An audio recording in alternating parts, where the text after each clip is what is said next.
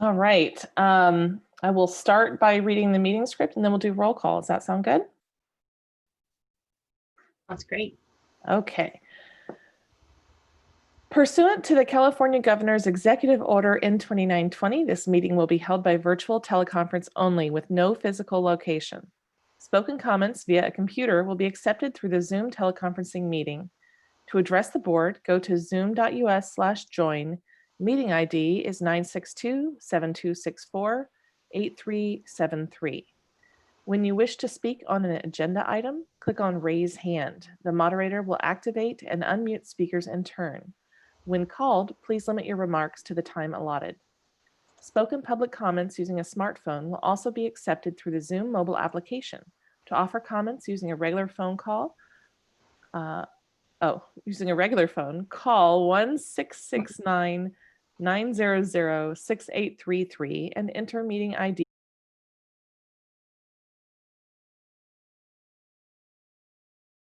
When you wish to speak on an agenda item, hit *9 on your phone so we know that you wish to speak. All right, thank you.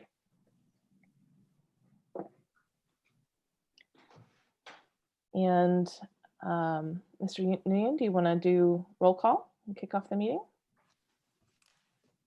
Yes. Chair Templeton? Present. Vice Chair Rupavar? Present. Commissioner Otchek? Present. Commissioner Heckman? Present. Commissioner Lowing? Present. Commissioner Riggs? Present. Commissioner Suma? Present. Okay, everyone is present. Thank you. All right. So I see we do have a few members of the public here. If you are speaking on an item that is not on the agenda, please raise your hand.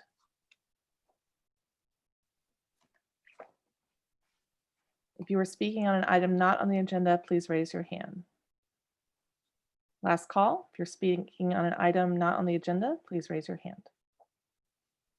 Okay, we do not have any oral communications on unagendized items, so we will move on to agenda changes, additions, and deletions. Are there any? There are no changes, additions, or deletions. Excellent. Let's move on to the city official report. Good evening, Chair Templeton, members of the Planning and Transportation Commission. It's good to see you all, even if it is virtual tonight. Just want to give you a few updates and of course available for any questions if you have any about what I report on or just other matters related to planning and transportation. For hiring, the Planning and Development Services Department is fortunately again able to make some hiring due to the budget decisions of the City Council, where we are able to bring on a senior housing planner, a principal planner, as well as 2 inspectors for our building building inspection work. And so we have put those postings out. They've come back. We have candidates in who we are reviewing and interviewing. And so hopefully in September, I will come back to you with some news and maybe some introductions of our new staff. So we're very excited about that. And just really, really grateful that we have the resources to do that. And especially with a lot of the items that are coming forward in terms of housing, regional planning, our housing element, having a really robust long-range planning team is going to be really important. And so once we have all that team together, we may even just have a portion of this time where I'll just have all the staff members come just so you can meet them, get familiar with our new kind of newly assembled. Some members have been with us for a long time, including our new long-range planning manager, Claire Campbell, who's been with the city for almost 20 years. So really an asset there. But then we'll have some brand new faces. So want to reintroduce our new long-range planning team when that team is assembled. So very excited about that. Building on that, we had a busy night at City Council on this Monday. Thank you, Commissioner Suma, for hanging in there. I think we wrapped at like 11:30, I want to say. It was pretty late. Not as late as it could be, but it's pretty darn late. And we had the EV charging item, which you guys heard in the spring, I believe, maybe it was April or May, and got bumped from being heard before the council's recess and was heard and unanimously supported. So again, great work to Sam Gutierrez, our planner. Thank you all for your input and helping us think through how to deal with some of those issues.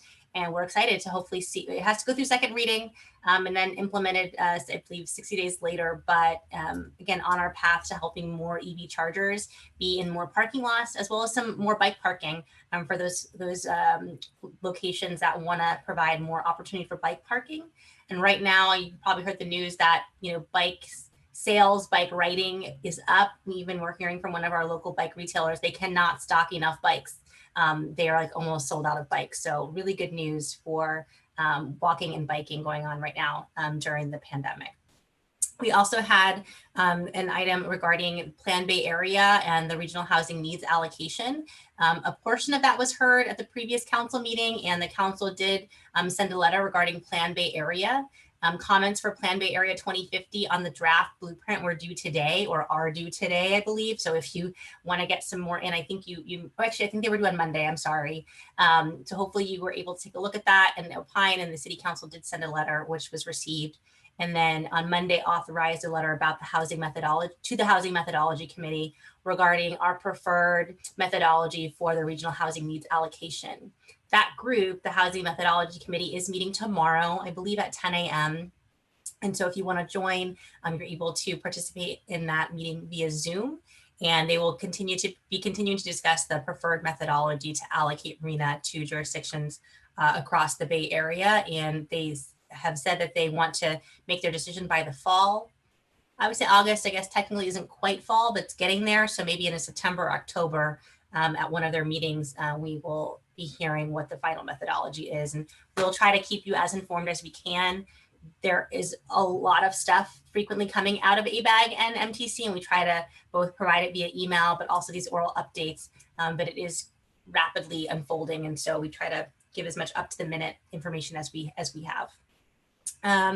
We also had a report on the Summer Streets program, which is going to be going into the fall and winter. And so we'll be making some adjustments to that to try to, again, help our local retailers, restaurants, and even service providers to be able to provide their services and keep their businesses going outdoors as the pandemic, unfortunately, continues on.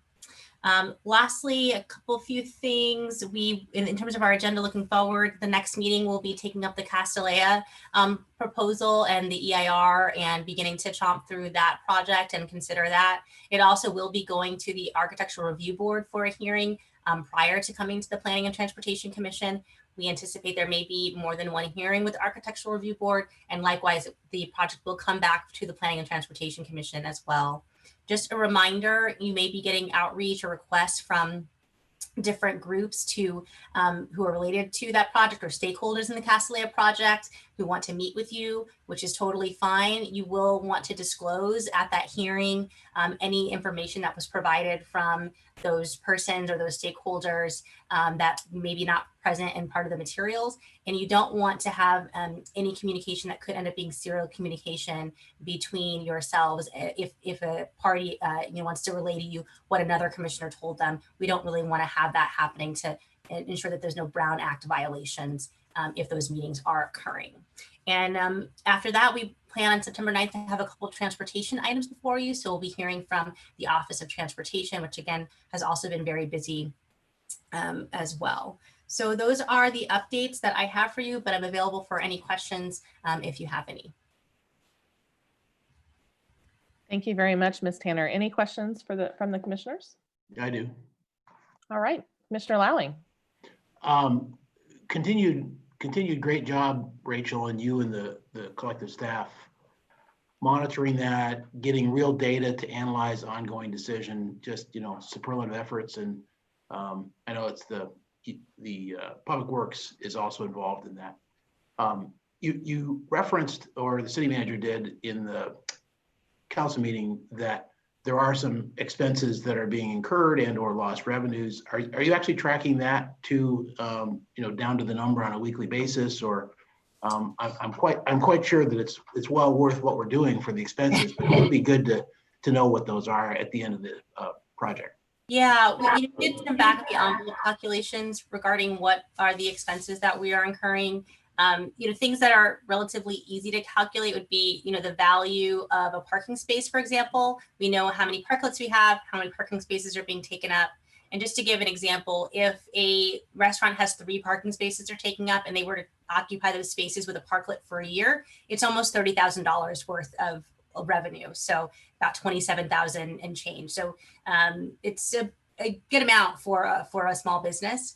And then in terms of permit fees, the typical encroachment permit fee to have your your permit reviewed is about a little north of $2,000, about $2,200. And we have had about, I would say at least, I think I had calculated it was like 40 or 48. And so it's like $106,000 roughly in encroachment permit revenue that we have not collected on. So those are at least just 2 basic kind of senses of what we have. What we haven't been tracking is the staff hours. So how much time have staff been spending working on things, and we just haven't been tracking. We've just been doing it. So we will have, we do anticipate coming back to council in October. There were a couple items they asked us to come back and give some review and thought to, and so we'll include that that revenue impact in that report in a more thorough way.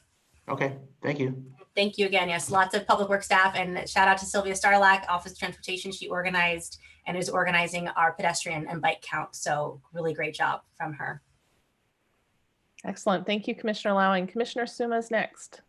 Oh, hi. I just had a question about, I think it was not this Monday, but the Monday before, the city council decided people needed to stay live in public hearings for them instead of, you know, putting up your photo. And I believe they voted to do that. I was just wondering if that extends to boards and commissions, or is that just for the city council? It's a good question. Albert, are you aware if that has any impact on the boards and commissions, if that was the intent of that effort? So I'm not familiar with that vote, but we can go back and look at the motion if it specified, you know, that it was going to trickle down to the other boards and commissions, or if it was just for the council. But something we could do as a body as well is maybe at our next meeting, well, maybe not the next one because Castellea is going to be quite a meaty topic, but we could also do a little bit of reflection about how things have been going for us in terms of our modes of operating in terms of the remote meeting, especially since I think we're all realizing we're really in this for the long haul, possibly in terms of remote meeting. And so it might be a good time to just do a little tune up and see how we're all faring with that. Okay, thank you.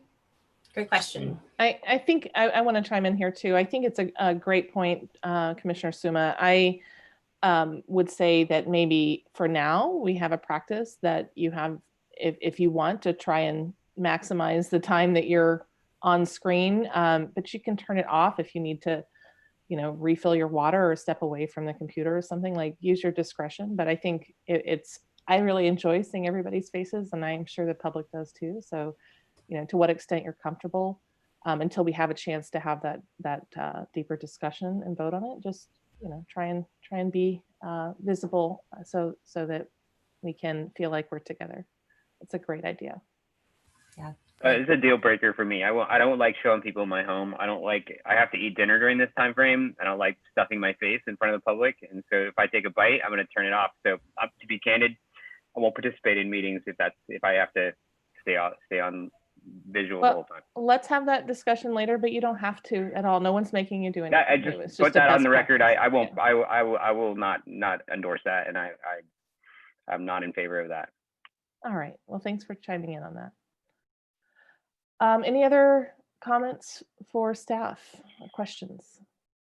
All right, let's move on then to action item 2, the quasi-judicial hearing on 4175 Page Mill. And then just to give everyone a heads up, we'll probably take a small break after that. Excellent. And I would like to say we are right almost on time. It is 6:17 and we wanted to start this at 6:15. We have Emily Foley, who is one of our staff planners who will be presenting. She was with us as a consultant for a while and recently hired, I guess not so recent anymore, it's almost a year ago. But we were so glad that she decided to join our team. We're really, really lucky to have her. She's very sharp, very bright. And we also have Jody Gerhardt, the current planning manager, who is also here as well. And of course, we also have the applicant who we'll hear from after Ms. Foley's presentation. So Emily, if you want to share your screen, we'll have your presentation. And I also want to check, are the applicants in the panelists section for the open space preserve? Yes, they are. Great, excellent. And if you can turn your volume up or speak a little bit louder, Emily, that would be great. Okay, good evening, commissioners. I am trying to start the presentation. There we go. So this is the presentation for the Montebello Open Space Preserve parking lot upgrades. The project is located in the Montebello Open Space Preserve, which is part of the Mid-Peninsula Regional Open Space Preserve. The site is accessed off of Page Mill Road, and that entrance is the project site. The overall preserve is 3,436 acres of open space, and it provides a variety of activities, including hiking, biking, equestrian trails, and camping.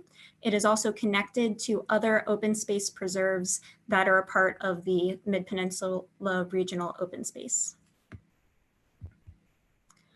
Some background on the project. This is a site and design permit.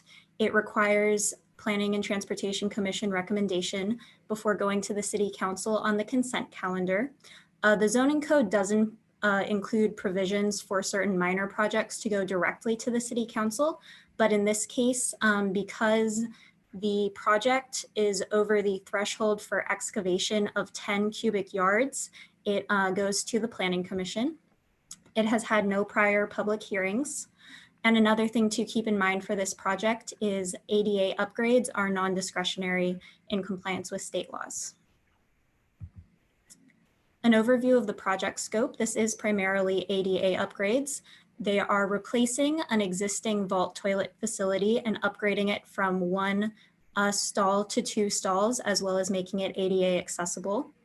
They are paving 4 ADA parking spaces in their existing gravel parking lot, as well as paving the sidewalk area that connects the parking spaces to the restroom facility. And additionally, they are doing some minor maintenance type grading of the gravel parking lot. As you can see, this shows the existing and the proposed site plan. The proposed site plan is zoomed in to show the area of work, which is located in the lower right corner of the existing parking lot. As stated, they are paving the 4 accessible parking spaces and replacing the restroom facility more or less in the location of the existing one. The proposed site plan also shows the tree protection fencing that will be installed around one of the existing trees to comply with the urban forestry requirements.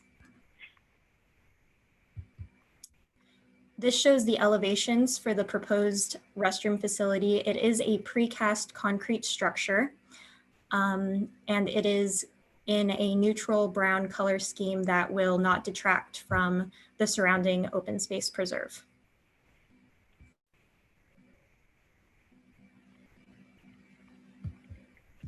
The recommended motion is that the PTC recommend approval of the proposed project to the City Council. And that concludes my brief presentation. Thank you, Ms. Foley. And then we have the applicant here as well. Ms. Foley, who are the applicant representatives? Sean Smith and Leilani H. Great. And will you be sharing the presentation for them? Yes, I can pull that up now. Great.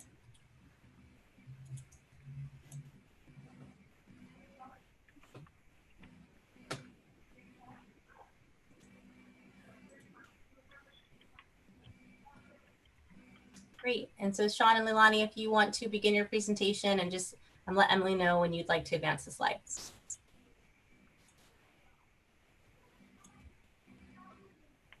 I think, Vin, we've brought over Sean, but maybe not Leila. Yeah, good evening. Thank you all, and thank you, Emily, for that presentation. Great. And Vin, can you promote Layla H? She's in the attendees category right now. Got it.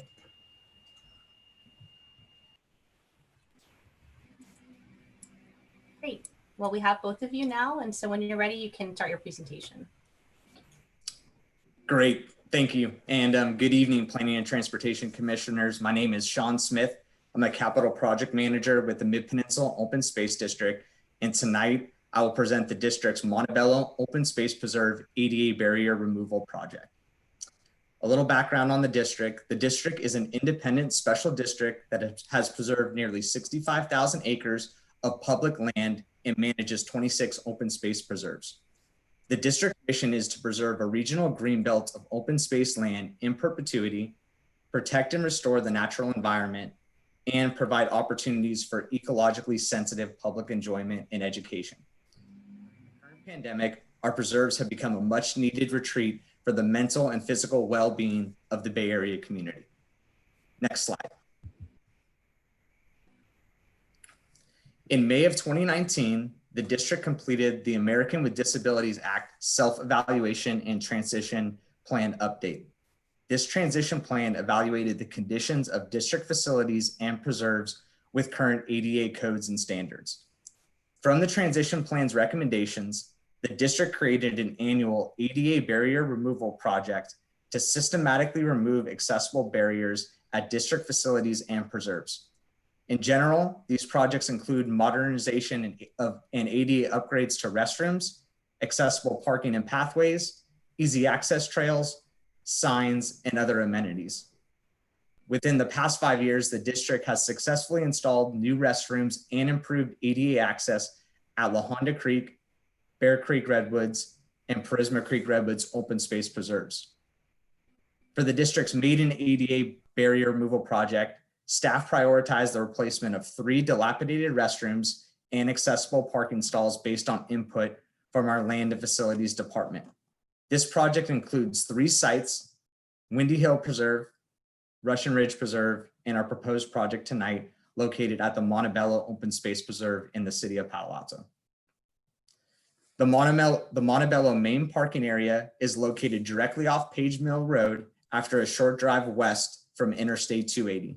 Montebello is a desirable multi-use preserve, and we are optimistic the proposed project improves facilities and access for the Palo Alto community to safely and responsibly enjoy outdoor recreation. Next slide.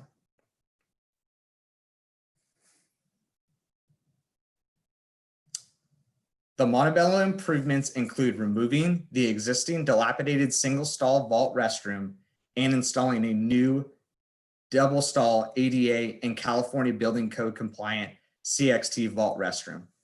Additionally, the improvements include installing ADA parking stalls and constructing ADA accessible walk paths from the parking stalls to the restrooms. The proposed improvements will provide the required number of ADA parking stalls at the parking site consistent with current ADA requirements and remove a number of ADA barriers identified in the district's ADA transition plan. As shown in this slide, the district is replacing the restroom in situ, which keeps the project's footprint within the existing parking area.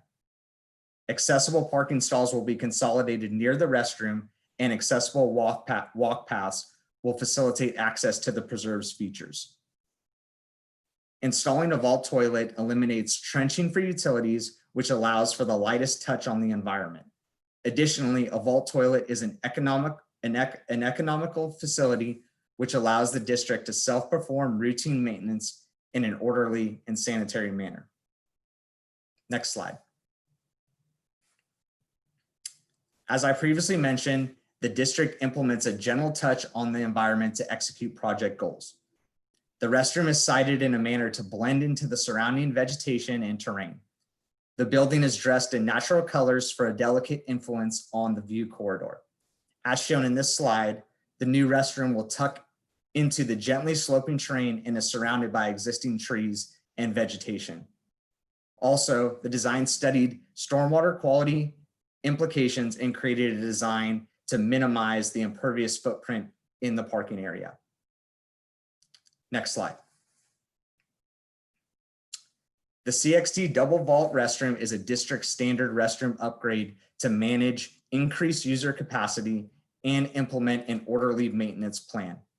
During the current pandemic, district preserves have experienced a substantial increase in visitor use, and therefore providing a sanitary restroom at the parking area is a necessary resource for our parking areas and preserves to maintain a clean and healthy environment. This slide shows an example of a CXT double vault restroom successfully installed at the district's Bear Creek Redwoods Open Space Preserve. Montebello's proposed new restroom promotes good stewardship of the land by providing a clean and sanitary restroom facility in this popular parking area. In addition, the proposed project and maintenance plan is conditionally approved by the Santa Clara County Department of Environmental Health in accordance with the county vault toilet operating procedures. Next slide.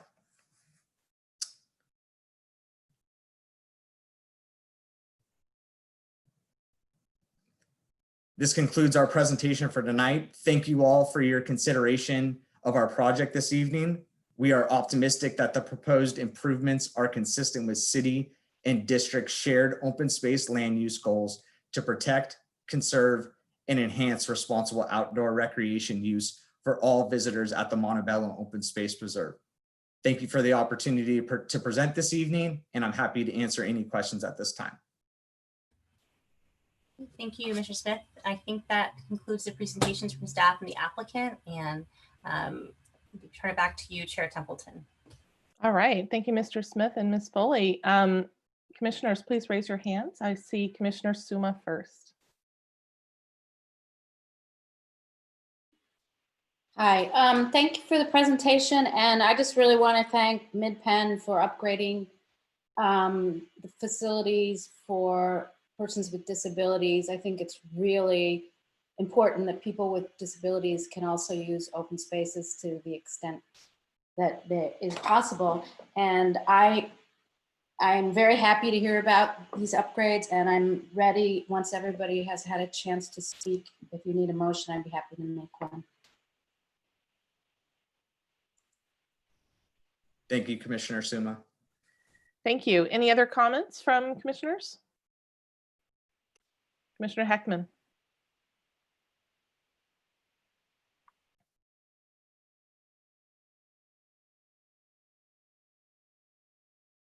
You're muted, Commissioner Heckman. Yeah, rusty after a month off. So I want to thank both staff and Mr. Smith for the presentations. I have one question for each of you. I guess I'll start with the staff question. It was mentioned that the ADA improvements are non-discretionary, and I hadn't seen that in a prior staff report. I just want to clarify what that means. I think is that some form of these ADA required improvements must be approved, but it doesn't necessarily have to be this form. Am I right about that?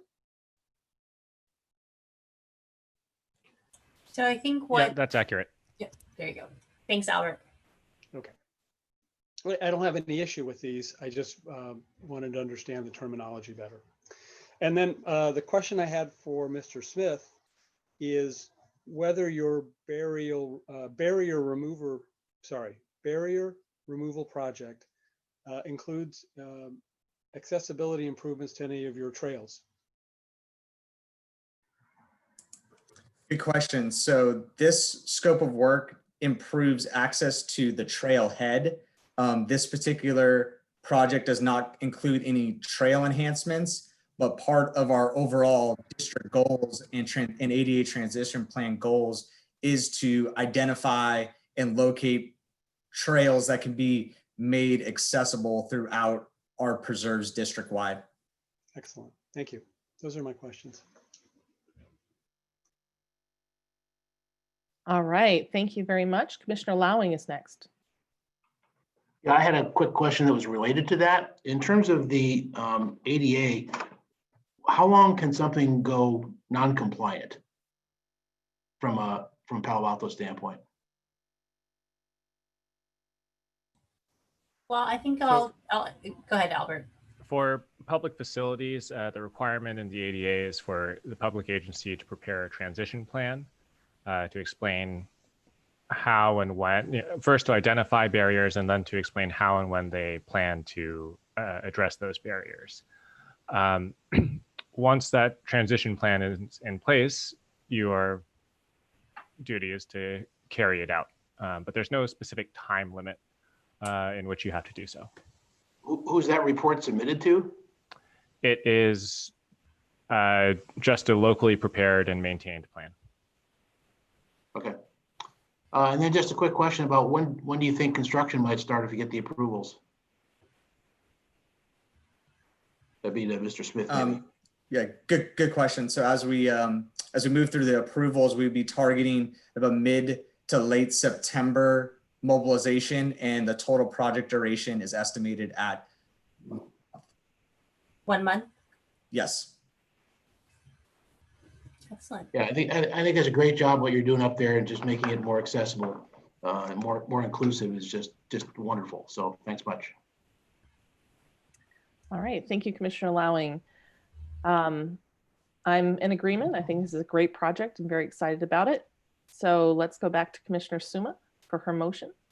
One moment, Chair Templeton, did you want to open public comment on the item? Oh my goodness, yes, I would. Thank you.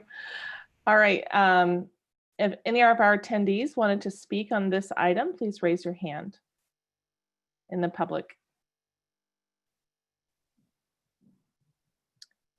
If anyone in the public wants to speak on this item, please raise your hand. And we'll give a third notice. If anyone in the public wants to speak on this item, please raise your hand now. All right, we will close public comment. Now to Commissioner Suma. Oh, thank you. And I'm thank you again to staff and MidPen for making these improvements. And I'm really excited to hear you're thinking of making some trails that are more ADA accessible. I was really happy the last time I was at Año Nuevo, I hadn't been there in a while, that they now have a whole area to get to see where you can get to the coast to see the sea lions. That is plank, so you could actually go in a wheelchair, which I was really happy to hear. So I am happy to move staff recommendation on this. Great, I'm happy to second it. Any further discussion, or have you said what you wanted to say about it? All right. I think don't see any more hands. So let's move to a vote, please. Mr. Nguyen. Yes, we'll take a roll call vote. Commissioner Awcheck, I support the motion. Commissioner Heckman,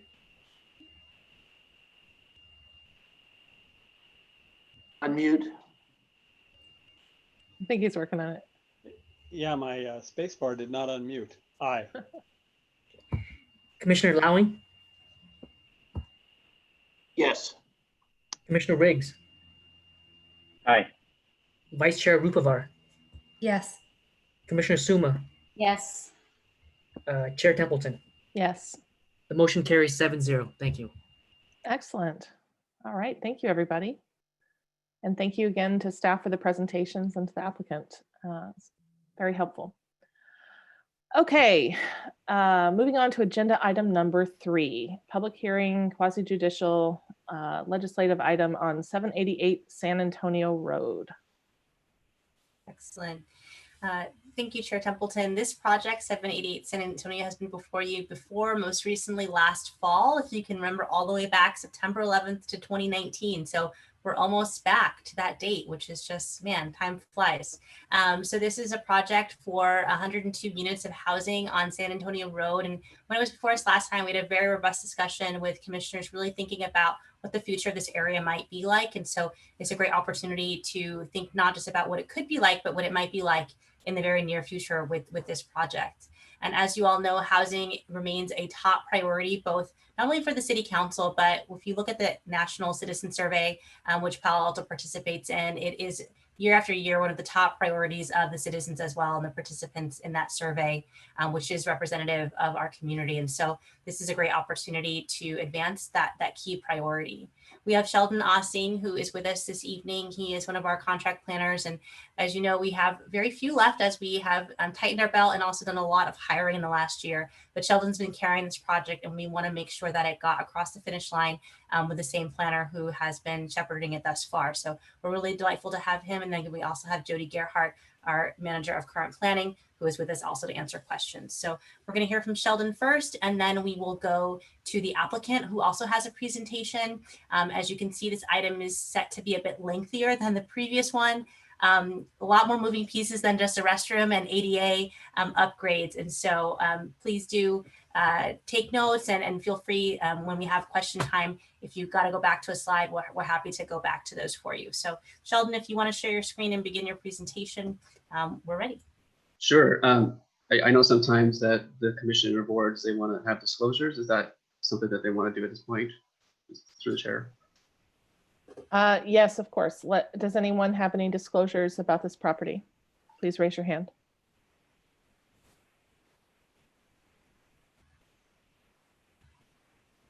All right, we don't have any disclosures. Thank you for asking about that.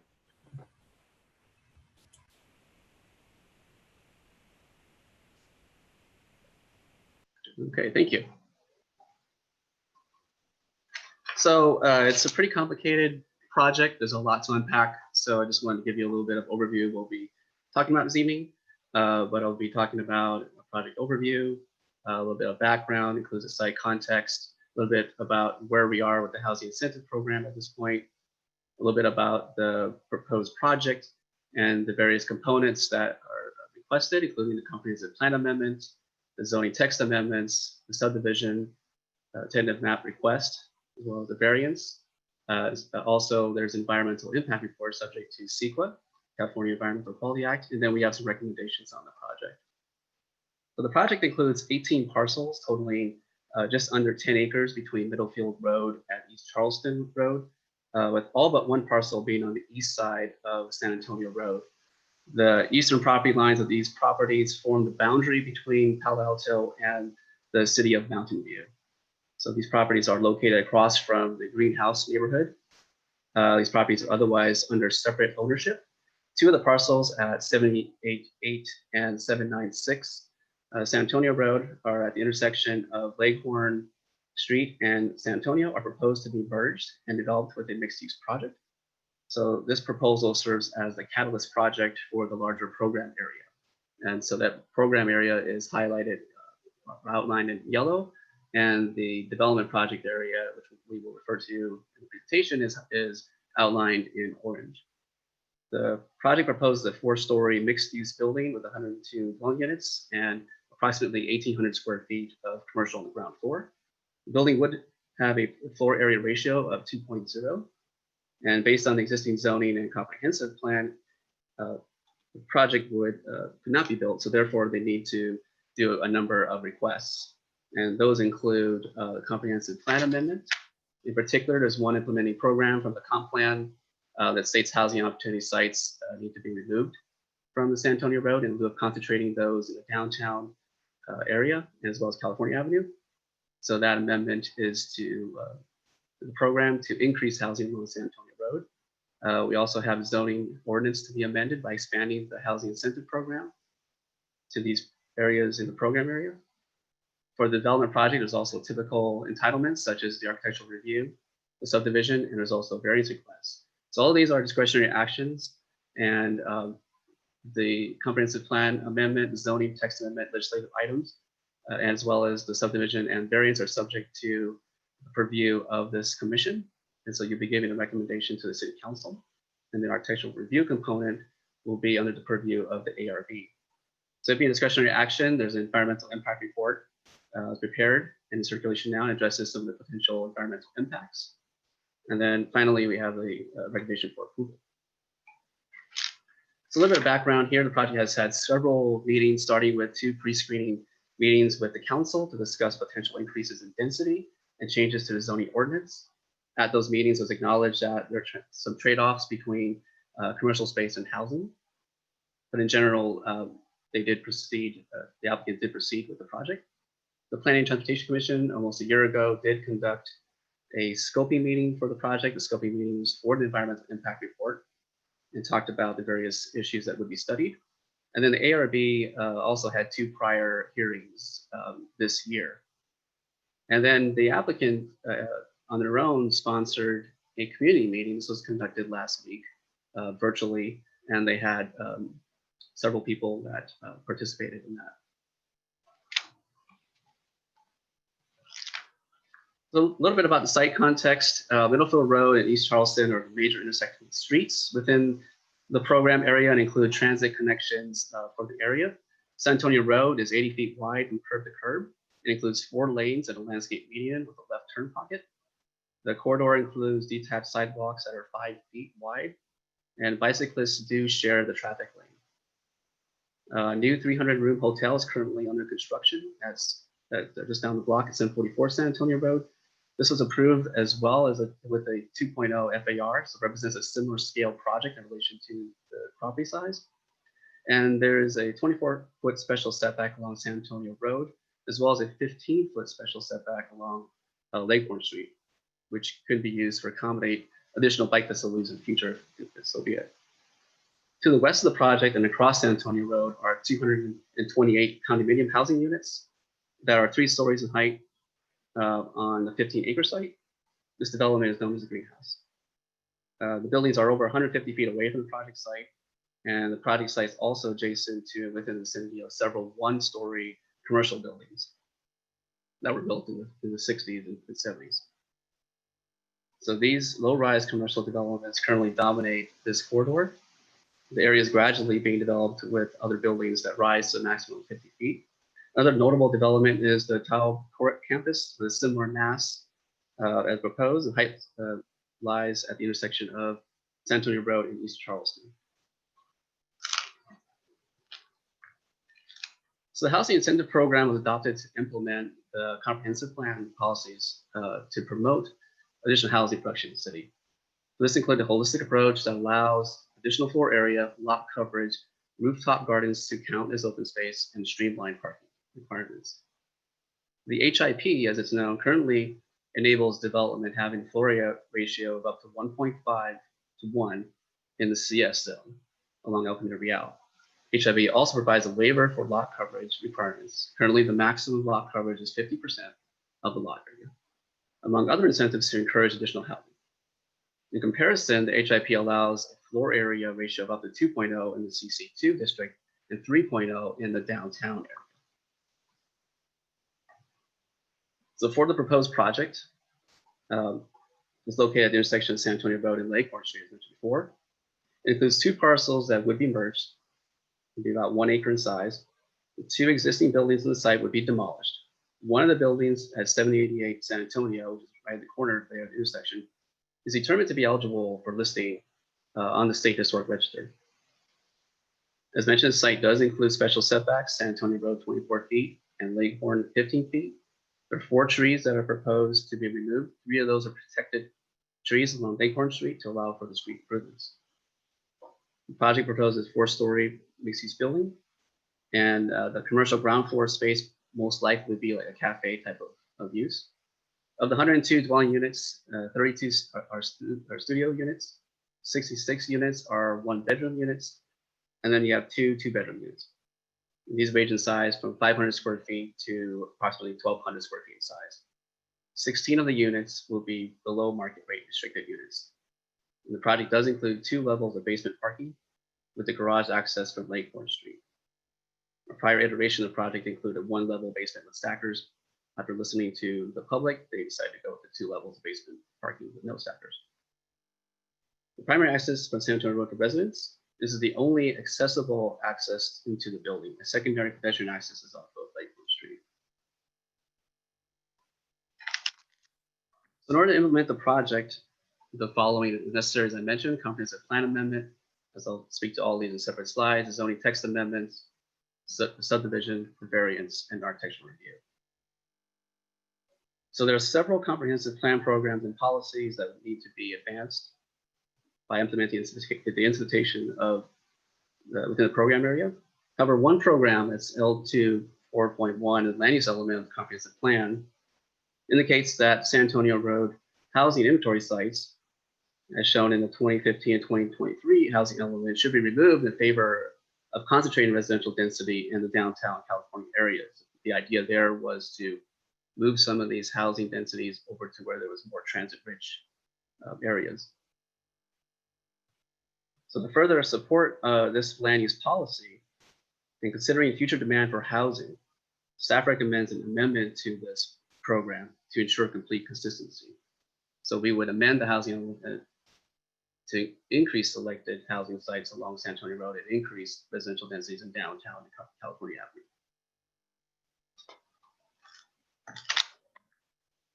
There are various zoning text amendments that need to be considered. One of them is to extend the housing incentive program to the program area, to amend the citywide definition of gross floor area, and to amend retail preservation requirements for CS districts citywide. The zoning code was amended in 2019 to provide incentives to produce additional housing units that are an alternative to the state density bonus code. So these incentives are packaged as the HIP, the Housing Incentive Program. In accordance with the city's comprehensive plan, the HIP targets properties along El Camino Real and the downtown area.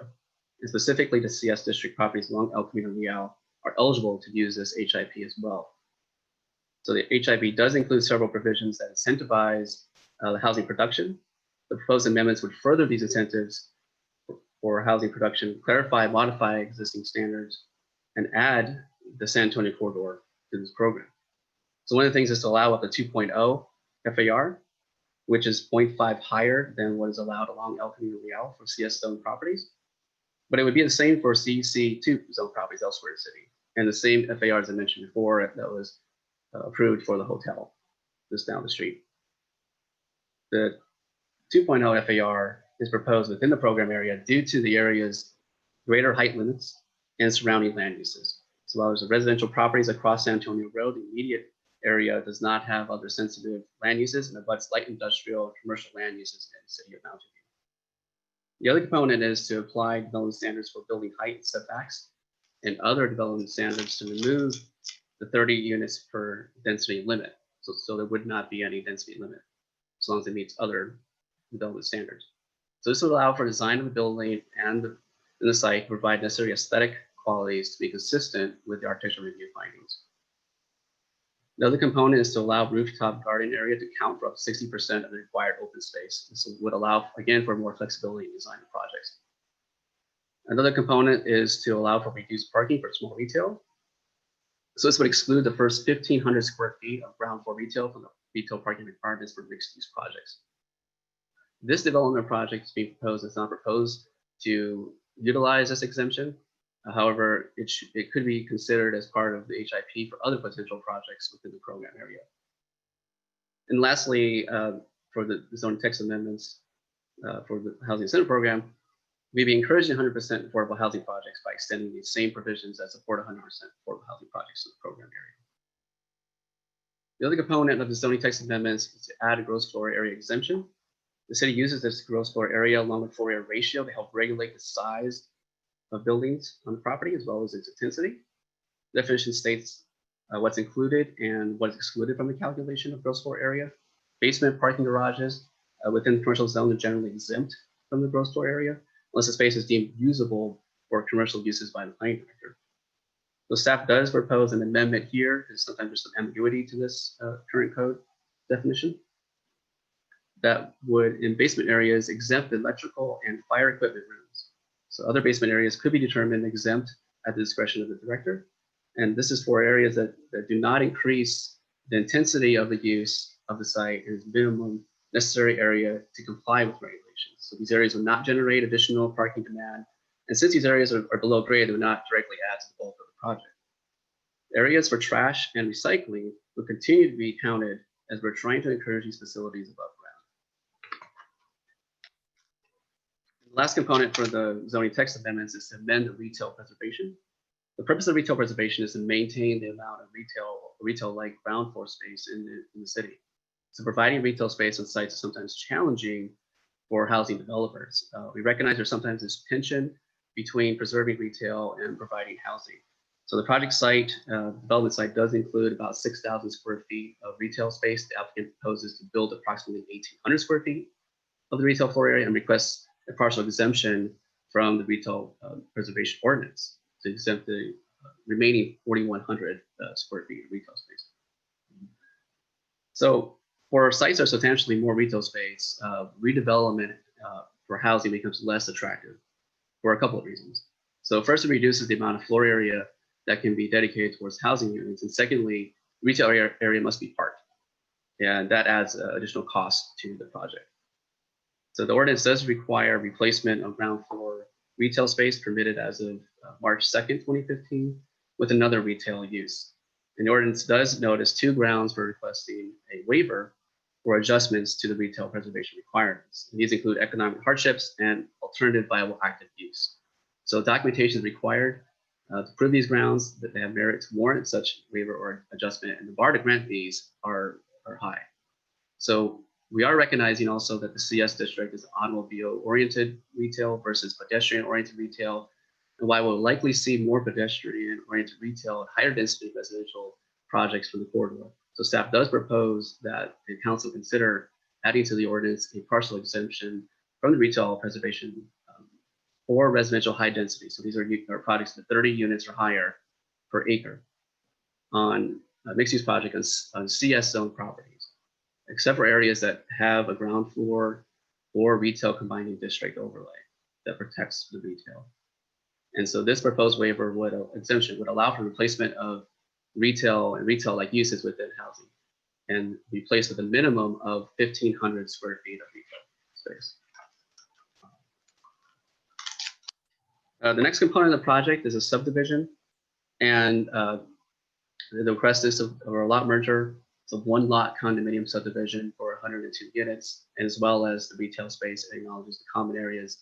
Although at occupancy, the applicant may decide to rent the units. I think it is much easier to file a subdivision map up front than to go through a condominium conversion process. Given the requirements, it may be unlikely that a conversion could occur in the future. So the project would be designed with a condominium project, and the applicant will pay the fees in accordance with the subdivision project. Any subdivision project with more than 50 units is required to provide parkland dedication or payment in lieu. The municipal code uses a density formula to calculate the required parkland. And for this project, that requirement is 0.85 acres. The city has determined that in accordance with the municipal code, that the payment in lieu fee is appropriate. And currently that impact fee amount is 4.4 million. This amount would be payable prior to the issuance of the first building permit for the project, and the fees may be used by the city for purchase of land for future parks or for improvements of existing parks. The project is also subject to the affordable housing requirements of the city. 15% of that total amount of housing proposed would be made affordable, and that amounts to 15.3 units. The applicant could have elected to pay an in lieu amount for the fractional number. However, the project does propose 16 below market rate units, and of these, 66% will be affordable to households of 80 to 100% of the area median income, and up to 33% affordable to households of 100 to 120 AMI. And then just here repeats some of the findings. These are reverse findings because they are necessary to improve the subdivision map. If any of these findings can be made, so it's a little bit opposite than some of the other findings you may be accustomed to, then those are grounds for denial of the request. So that's why we call them reverse findings in that case. So for the variance, the development does propose a pedestrian ramp that would protrude 14 feet into the 24-foot setback along San Antonio Road. This is the only accessible access for people with disabilities into the building. A design enhancement exception is not allowed for special setbacks.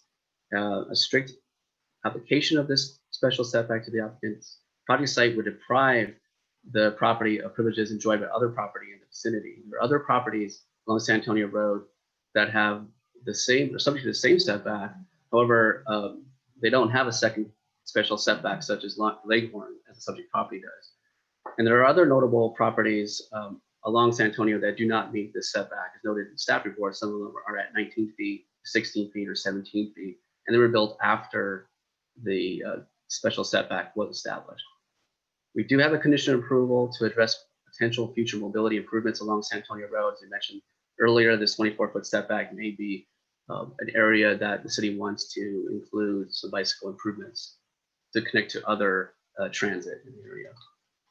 And then these are just the various findings. Unlike the subdivision findings, all of these need to be made in the affirmative for the approval of the variance. Then we have the environmental impact report. These are all discretionary actions and requires the CEQA review. A notice of preparation and a scoping meeting was conducted. and the notice of preparation was circulated between September 4th and October 7th of last year. We had the scoping meeting on September 11th with the Planning Commission last year. The draft EIR is currently in circulation now from July 31st through September 14th. We're open for public comment. And then since July 1, what's really notable for all CEQA projects of this year, transportation impacts are now analyzed using vehicle miles traveled and now by level of service. Some of the impacted topics for this project include air quality, biological resources, cultural resources, geology and soils, greenhouse gas emissions, hazardous resources, noise, tribal cultural resources. So mitigation measures proposed to reduce the impacts to less than significant except for cultural resources. The development project results in the demolition of the building, as I mentioned, that may be eligible for listing in the California Register of Historic Places. And two of these buildings would be destroyed. One of them is potentially eligible. And there are 4 criteria to be eligible for listing on the California Register. It includes events, persons, architecture, information potential. At least one of these criteria need to be found significant. And the site is found to be significant with respect to criteria 1 events for its association with the California Chrysanthemum Growers Association. It's a long-term representative of the importance of the Japanese American floriculture in the industrial properties of the Bay Area. This period of significance for the buildings from its period of construction in 1953 to 2002, and that's the ending of the merger of this Growers Association with the California Flowers Market. So for property to be eligible for the national or state designation under criteria related to type, period, or method of construction, the essential physical features or character defining features that enable the property to convey its historic identity must be evident. There are several character defining features that are original to its 1953 construction. And the site does retain integrity for location, setting, design, materials, workmanship, feeling associations. Therefore, that building, 7888 San Antonio,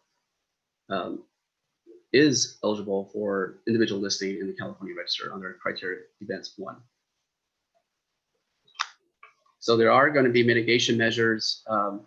However, they're not enough to bring it down to less than significant. And some of those mitigation measures include doing some photo documentation. There'll be a website that's interpretive. The applicant has gone a little bit beyond those mitigation measures and proposing some design improvements to acknowledge the history of the site. So there'll be some stamped pattern pavings at the corner plaza. They're adjacent to the retail portion as well as within the courtyard area. So transportation here, I'll try to take my stab at this. I'm not a transportation engineer. But there, as I mentioned, there was a change in July 1 from transportation impacts from LOS to VMT for CEQA. The LOS does remain an evaluation criteria for the comprehensive plan, but just not for CEQA. So VMT does refer to the amount and distance of vehicles, automobile travel is attributed to a project. And one factor that leads to higher relative daily VMT is the imbalance of the jobs and housing in the area. So Palo does have a lot of jobs. So the inclusion of housing into an area is a good thing that will balance that out. So the project could not be screened out based on the adopted thresholds that the city just adopted recently. So therefore, that warranted some further analysis. The VMT per resident for the project is anticipated to be similar to existing residential areas bordering San Antonio Road. And these rates were estimated using the VMT estimator. The average VMT for the transportation analysis zones near San Antonio Road is 11.19 miles per resident, which is lower than the threshold of 11.33. And therefore, there is no significant impact for CEQA.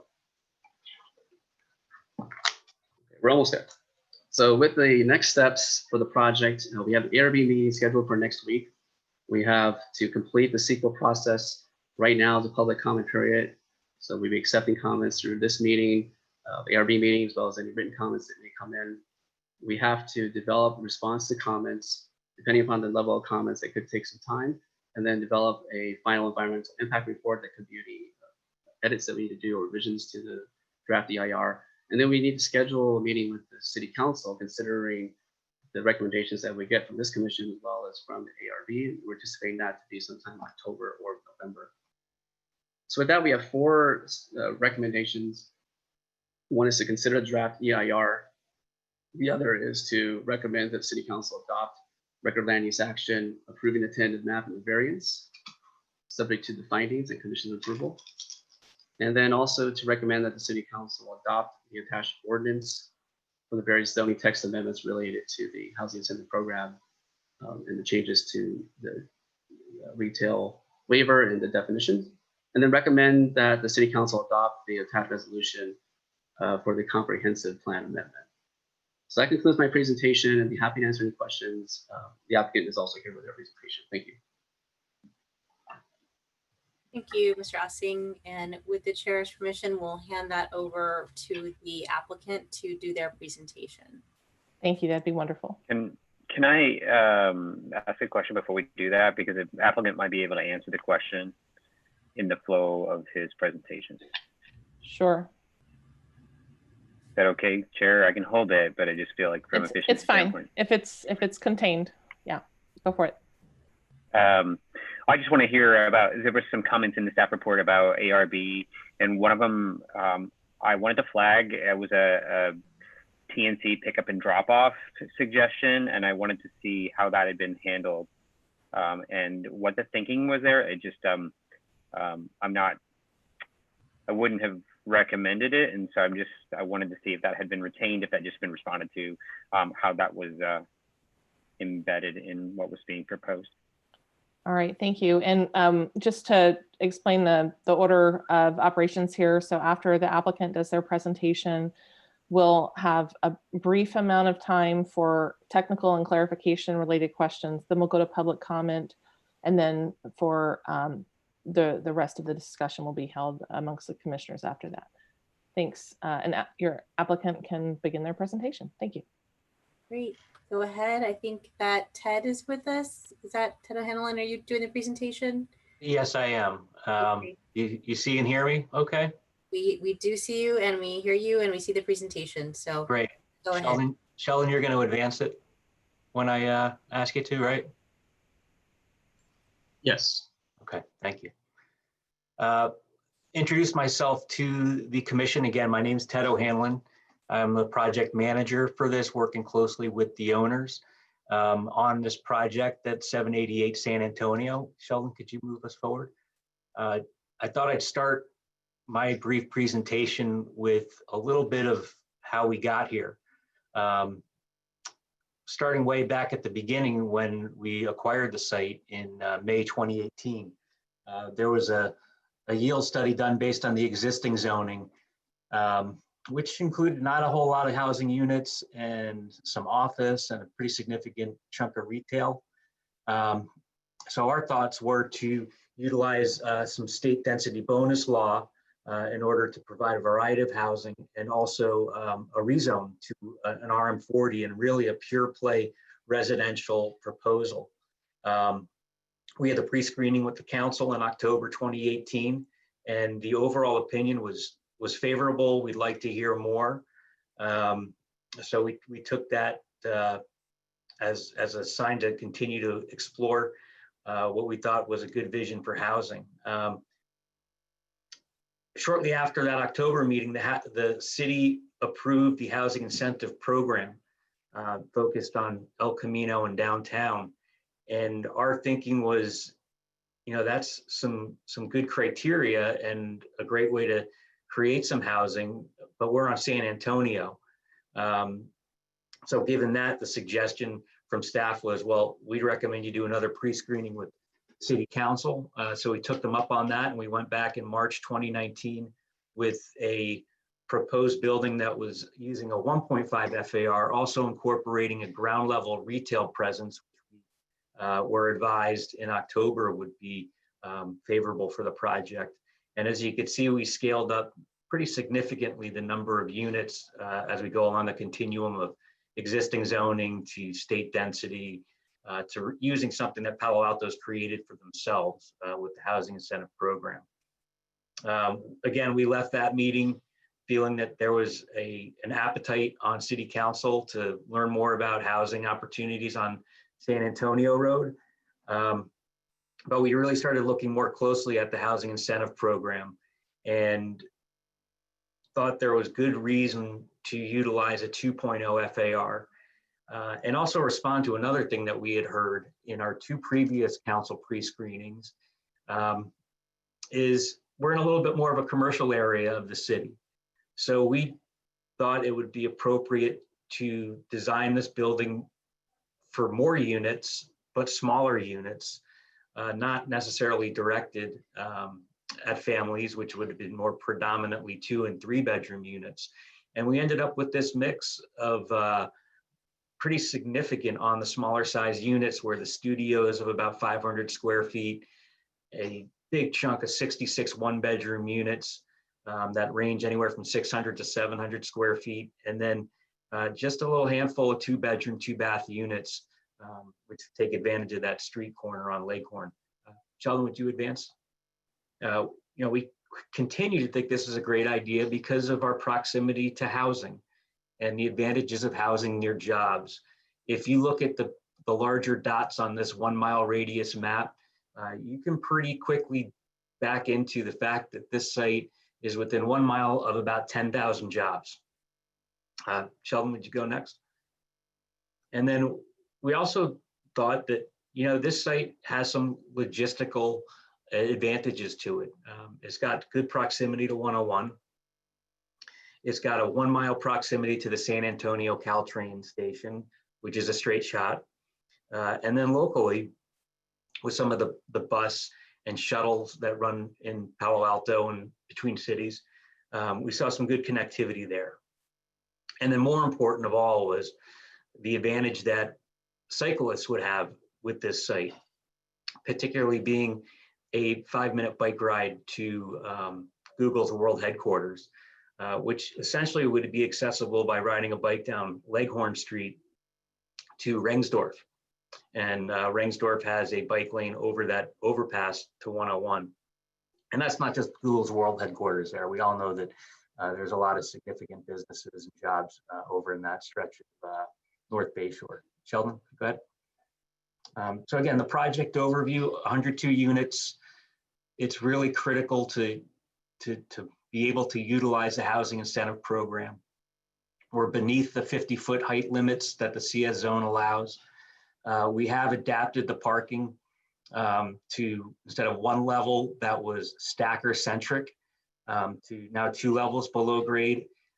That's a significant construction cost change, but we feel it was responsive to the community's needs, particularly for what would be a rental building, to have open spaces rather than parking stackers.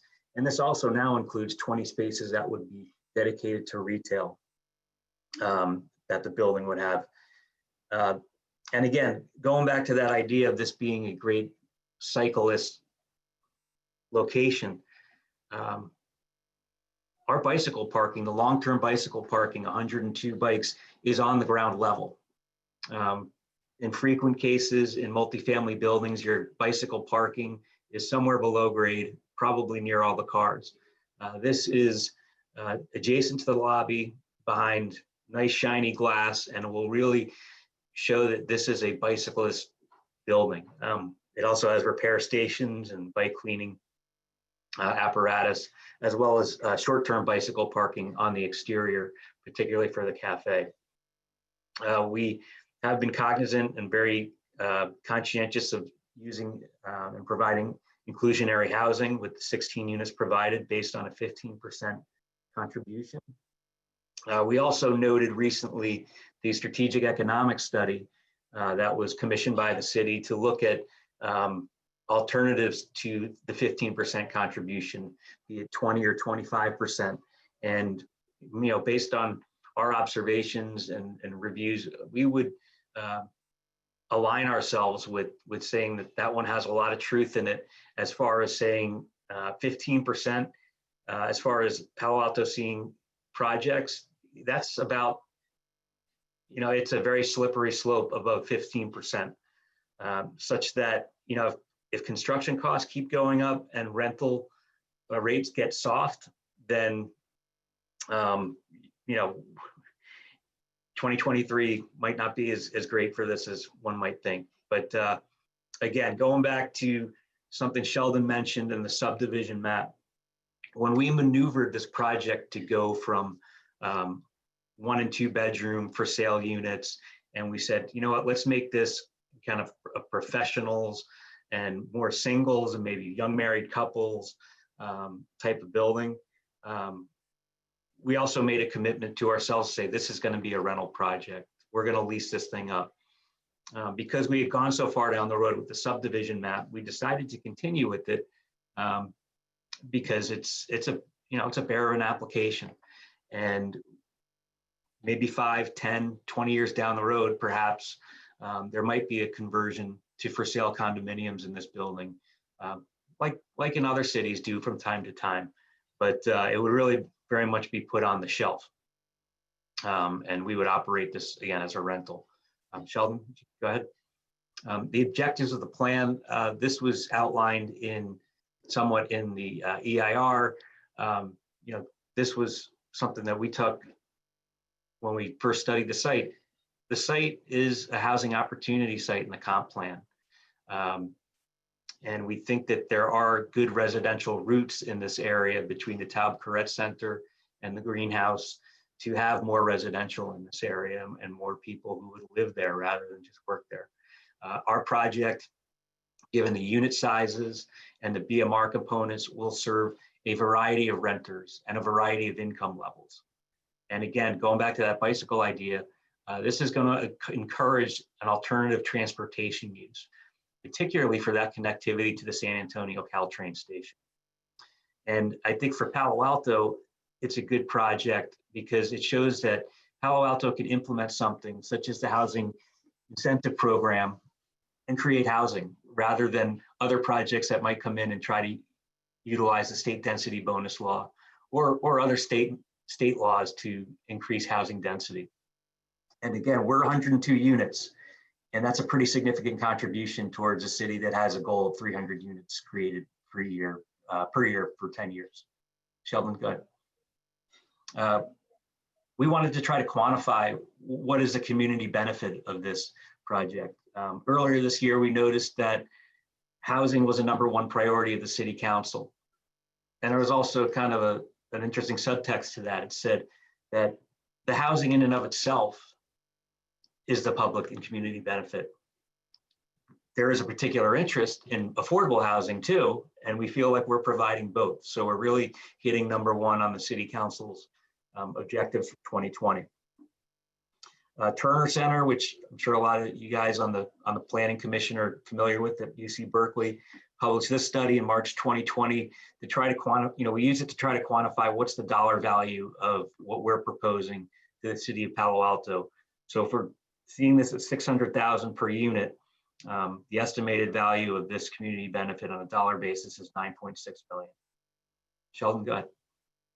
And that concludes my proposal. Sheldon did all the heavy lifting for this, and the heavy lifting for the consideration is very much appreciated. Staff working with us, all you on the commission, here to answer questions and as needed. And thank you so much for your time. Great. Thank you so much, Mr. O'Hanlon and Mr. Ossing, for these presentations. So we're going to do a quick round with the PTC before we go into public comment. Commissioners, if you have something that needs clarification from our presenters, and this would be the time for that. And then we can, if you wouldn't mind, please hold the discussion until after the public comment. Please raise your hand if you have questions for the presenters. Commissioner Alchek. Thank you, staff. Thank you, applicant, for your presentations. Quick question for staff. Although the planned community zone is not on the table tonight, I think it would help inform the discussion if staff could clarify how the PC zone has evolved most recently as a result of council discussion or action. Great. I can talk a little bit about the planned community zone and how that's evolving. So what we had happen earlier this year was a revival of the planned community zone. And the plan, it's kind of a different name, not in code, but the planned home zoning, the idea that it's really focusing on housing. And as the applicant suggested, that housing is the benefit instead of trying to perhaps have open space or other types of community benefits be included in the project, but really to focus on housing. And a goal of those projects having 20% affordable housing on site, again, to further that affordable housing as one of the benefits that those projects are providing. This was launched pre-pandemic, and so we did initially have quite a number of interested property owners who reached out. We've been talking with staff, and some are continuing to pursue that. Most recently, 3300 El Camino was at council for pre-screening in June prior to the council recess. And we still have other projects that, despite the economic downturn, are considering advancing under the planned home zoning.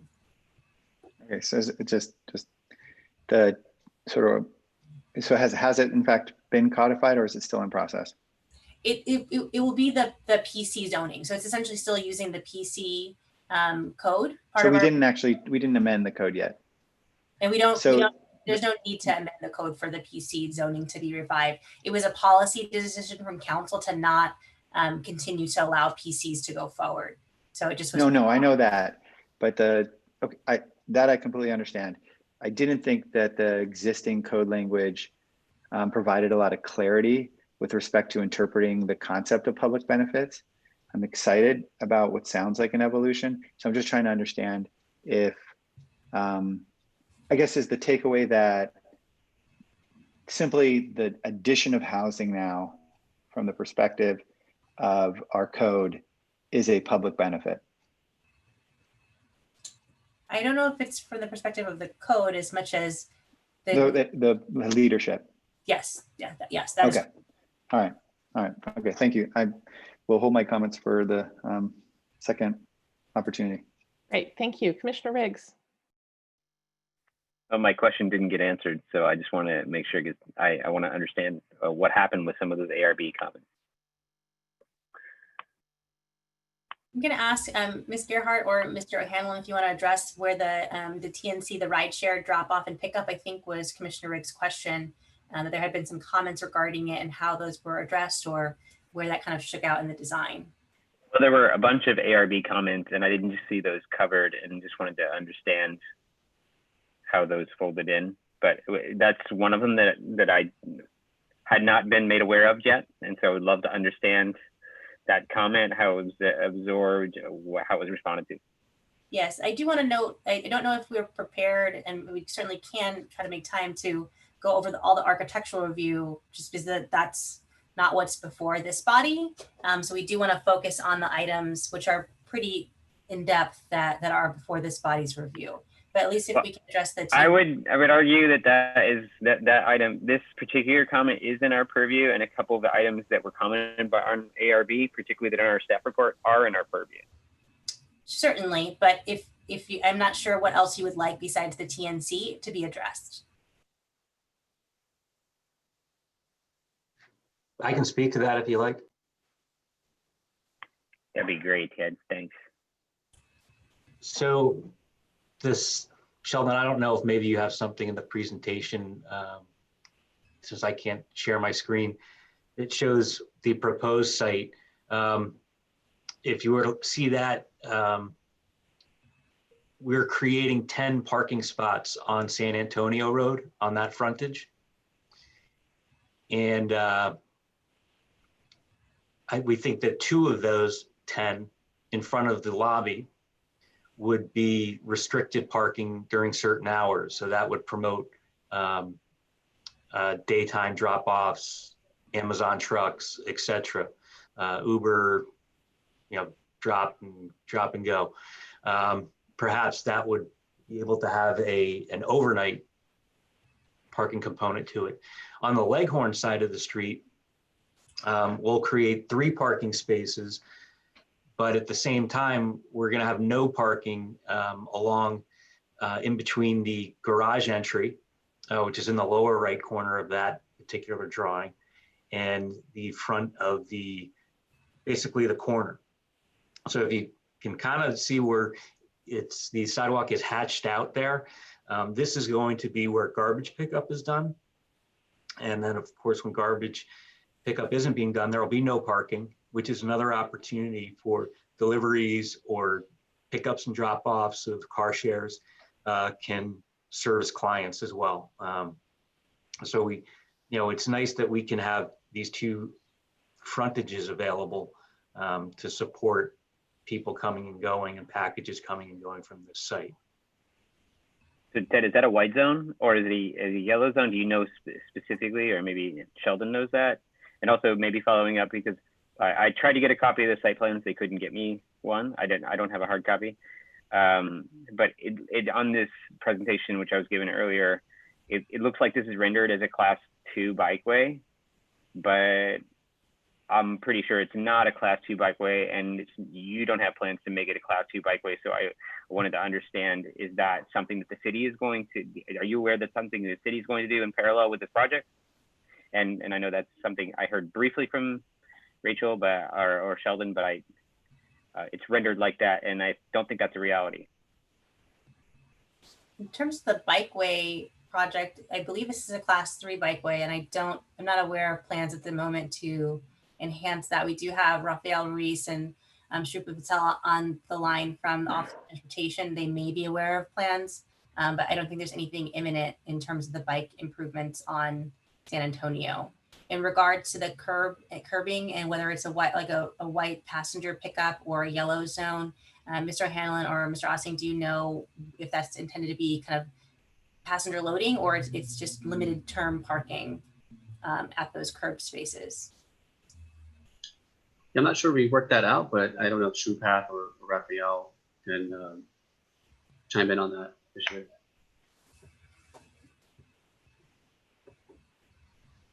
Perhaps that happens at a later time in the development path. I don't know, Raphael, if you can address that. Yeah. Hi, everyone. Rafael Rios. I'm traffic engineering lead of the city, and I'm helping fill in while Sylvia Starlack is out this week. I am not too familiar with the project plans for the roadway. We don't have any imminent plans for bike facilities. However, San Antonio Road is called out in our current bike plan for bike improvements on it. There's several ideas floating around, but nothing's really been vetted or approved for that. And part of it is the special setback opportunities. We did try in the past to look at replacing the class. So it is currently a class 3 bike shared bike facility, not a dedicated bike lane. We looked into it several years back. I think the commercial businesses were reluctant to lose the parking in front of their businesses. And I'm not familiar with how far along discussions of on-street parking with this project in particular have gone. As far as the loading on Leghorn, it would be good to know. It could be used as a TNC pickup for any use. However, there's some legalities to, if it's commercial loading, it's not technically supposed to be used, and vice versa. If it's white loading, like white stripe passenger loading space, then it's not supposed to be used for commercial loading or and such. I think there are options. You could do like a no parking zone, which might allow for both. Great, thank you, Raphael. I have enough information. I think this is like we can flesh this out a little more in my suggestion. And then, Mr. Reese, just typically would that type of striping be part of the project plan and the planning entitlement, or at the building permit stage? It's typically, there's typically something discussed at this stage, so that there's an understanding. It's really approved when it comes into the building permit phase as part of the off-site improvements. But generally, like if we are going to have a parking restriction, say, I mean, I know several years ago we would have tried to remove the parking along San Antonio as new developments come in. I don't know if that's still the case, and we would try to kind of clarify that at this point. And I'm not sure if Shrupat or Sylvia might know. We might have to return with a formal answer with Okay, kind of the plan for that. great, thank you. All right, thank you all, and Commissioner Riggs. So next up is Commissioner Suma. Thank you, everyone. Yeah, I had a question about loading and delivery and whether it was required to be on site for this building instead of on street. And maybe somebody can answer that at some point. And then could I have a clarification about the BMR? And thank you very much for actually building the BMR instead of paying the in lieu. That's a good thing. But I wanted to ask a few questions about it. And that was, I think Sheldon Nussing mentioned it, but I didn't get it. What is the breakdown for AMI of the 16 units? Ask if Ms. Gerhardt can address the requirements for on-site deliveries and loading zones, and then if Sheldon or Mr. O'Hanlon can talk about the AMI for the BMR units. Jody? I am looking up loading as we speak. Multifamily residential units do not have a loading requirements. And so the commercial, there is a small commercial component, but that would be under the 5,000 square feet. And so no loading is needed for that either. Okay, thank you. So for the BMR breakdown, as I mentioned, it was at least 66% would be affordable to households of 80 to 100% of the AMI, and then up to 33% affordable to households 100 to 120%. So I'm sorry, I still didn't hear you. 33% affordable to 100 to 120%. And how long is the deed restriction for?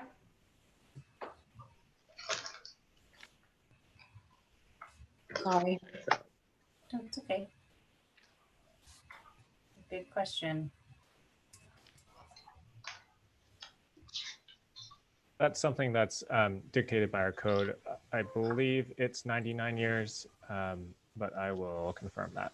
Okay, and then I also was curious, we do have, I believe, a requirement that they be similar in quality, et cetera. And I was just wondering what size units will the BMR units be, and will they be parked at this, will they have parking spots? What their parking situation will be?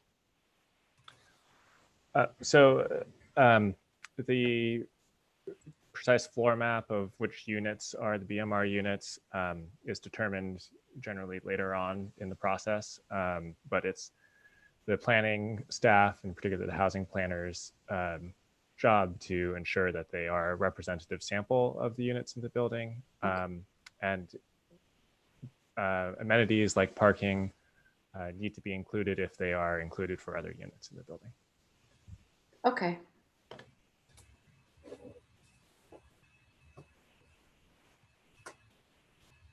Any other questions, Commissioner Suma? No, not right now. Great. Thank you. Any other commissioners? Last call. All right, members of the public, please raise your hand if you'd like to speak on this item.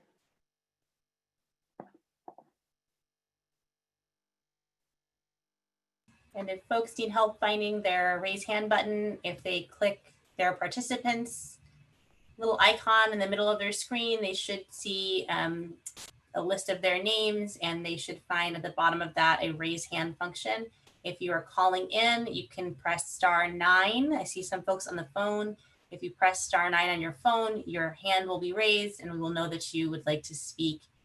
If folks can raise their hand who are planning to speak so we can get a sense of the time, we will know the total number of speakers and the amount of time that can be allocated for the speakers. So please raise your hand now if you would like to speak, and the chair can determine if she would like to keep the speakers list open or close it at a certain time. All right. I think we're going to go ahead with 3 minutes each. And Mr. Nguyen, if you can organize the speakers.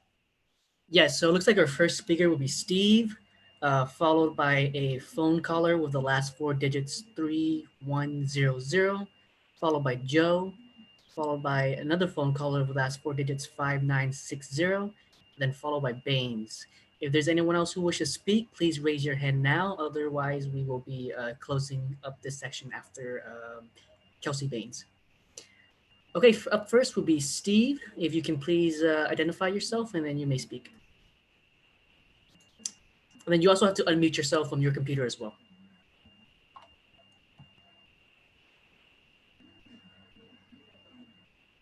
Steve, if you're there, please unmute yourself from your computer. Yes, can you hear me now? Yes, we can hear you. Thank you. I'm Steve Levy. I've been a resident for 50 years. I wrote the chair and the commission a letter.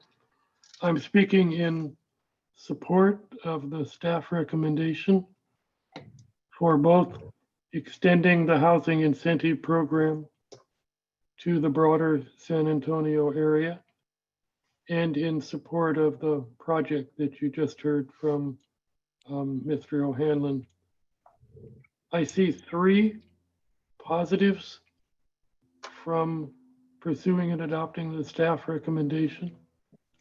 The first is, as the commissioners know, Palo Alto under the new RENA will have anywhere from 4,500, 2.5 times to maybe 6,000 units, which is a lot more than we have now, and will be asked to identify a whole lot of additional sites.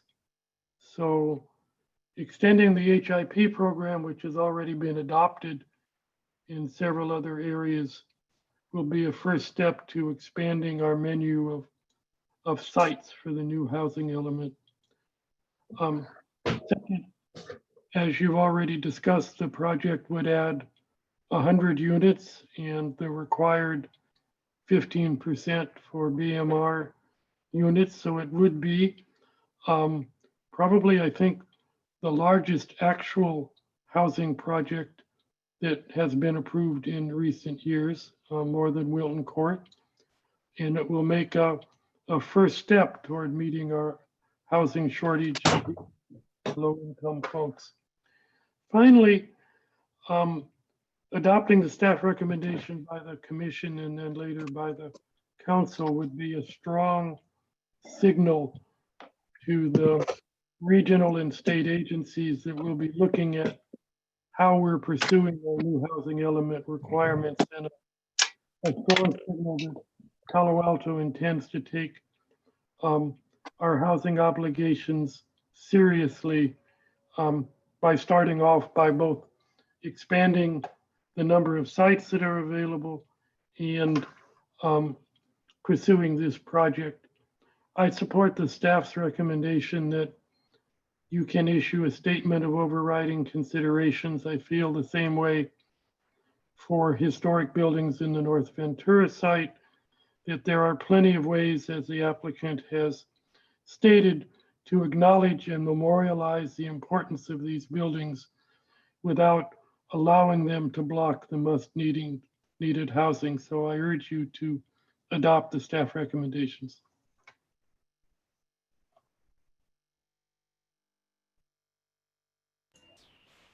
Thank you, Steve. Our next speaker will be the phone caller with the last 4 digits, 3100. If you can please unmute yourself, and then you may speak.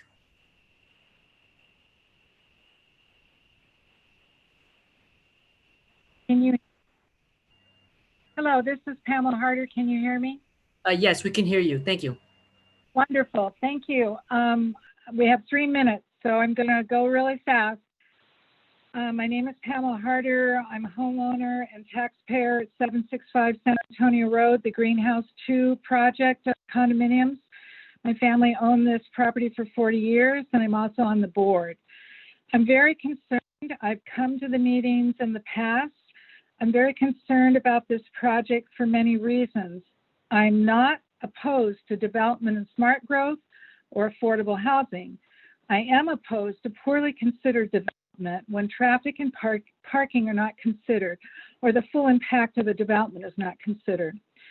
So I'm going to start with parking because we have severe gridlock when we're not in the middle of a pandemic.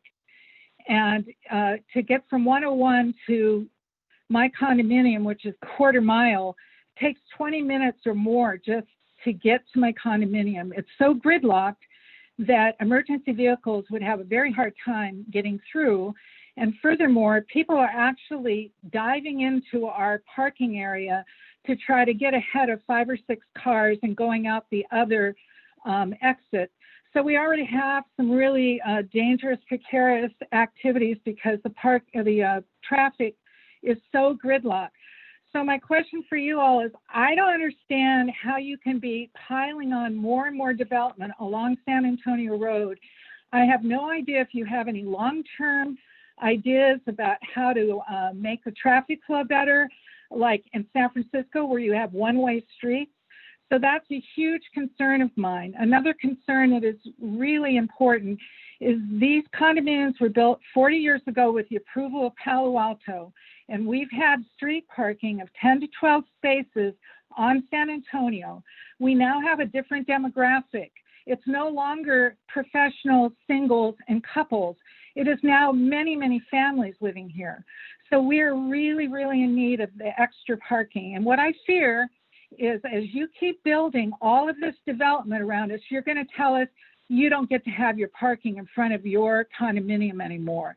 That's highly concerning to us. We do not have adequate parking, and it was approved by the city of Palo Alto 40 years ago. So now we have an even greater problem.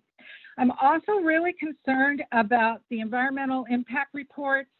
I've heard, and I heard this only tonight because I haven't been tracking this recently, that you are trying to use an environmental impact report for more than one property. Also, I'm extremely concerned about the high water table here. We have a need to protect our water table. This is California. We need to protect our water. So I'm very concerned about the idea of doing a lot of development where you're diverting underground water that can be as high as 4 feet from the surface, the water table. I'm also concerned that there seems to be no real concern about the residents here. We've got 2 condominium complexes. We have 88 units here. We got 100 something, maybe 140 in the condominium just next to us, Greenhouse 1. And we've had people that have not had peace and quiet for a year and a half with the hotel. We have, the hotel was given an allowance. Ma'am, your time has elapsed. Thank you very much for your time. May I submit this in a letter to you all? You may email it to the Planning Commission, yes. Thank you very much. Thank you.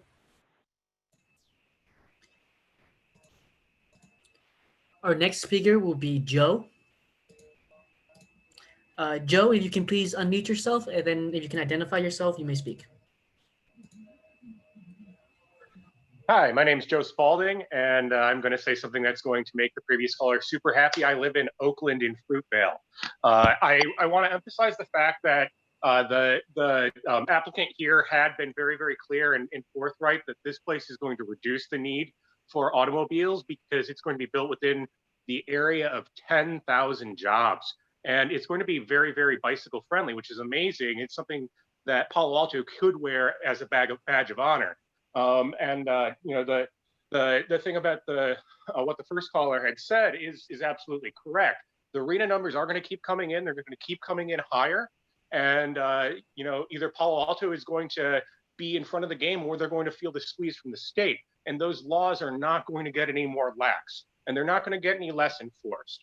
And you absolutely better believe that Carla has definitely got their attention in the area, on the peninsula, in the valley as well. And the reality is, y'all either get to, the city council either gets to approve projects that bring affordable housing like this one does and bring more housing like this one does, or they get to face the consequences. Not building anything isn't an option, and clutching pearls about parking is, in addition to not being a viable solution here, is climate arson. The reality on the climate side of things is after coronavirus is long gone, we're still going to be facing down the gauntlet of a burning inferno of climate change. And the reality there is we have to decrease our car dependency.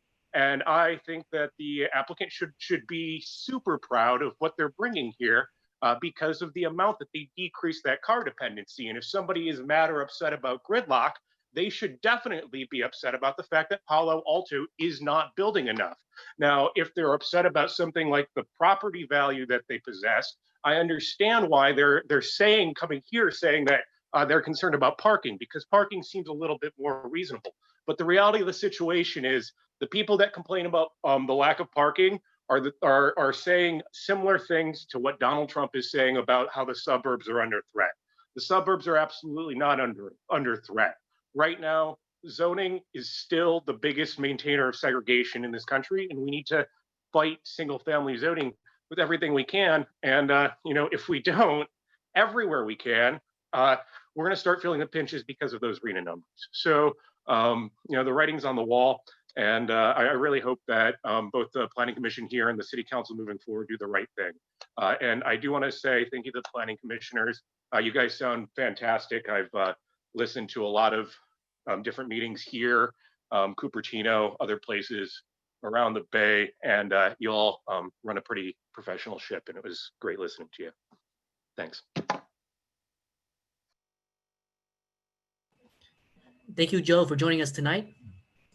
Our next speaker will be the phone caller with the last 4 digits, 5960. If you can please unmute yourself, identify yourself, and then you may speak.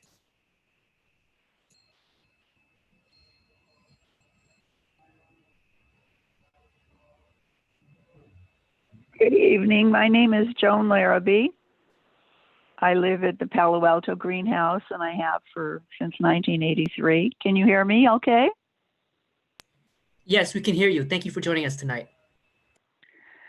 Okay. I've been following the saga of this building, since the beginning, and I have a few comments.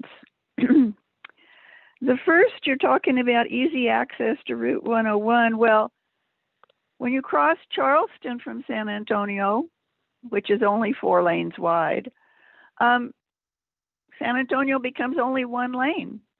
So quite often, even with so there's not real easy access. San Antonio Road is only 4 lanes wide. Several years ago, the county had to take the transit buses off. We used to have a bus stop in front of Greenhouse 1. There's too much congestion to even have a bus. It's too crowded and too narrow to have bike lanes. There are no bike lanes. Those of us who used to ride our bikes, like over to Shoreline Park and other places, have given up our bikes. And another thing is to use this EIR. It's actually for 18 parcels, not just this one. I'd like you all to think about that. It's not just this one building. You're approving an EIR for 18 different parcels, almost 1,000 dwelling units. Please think about that.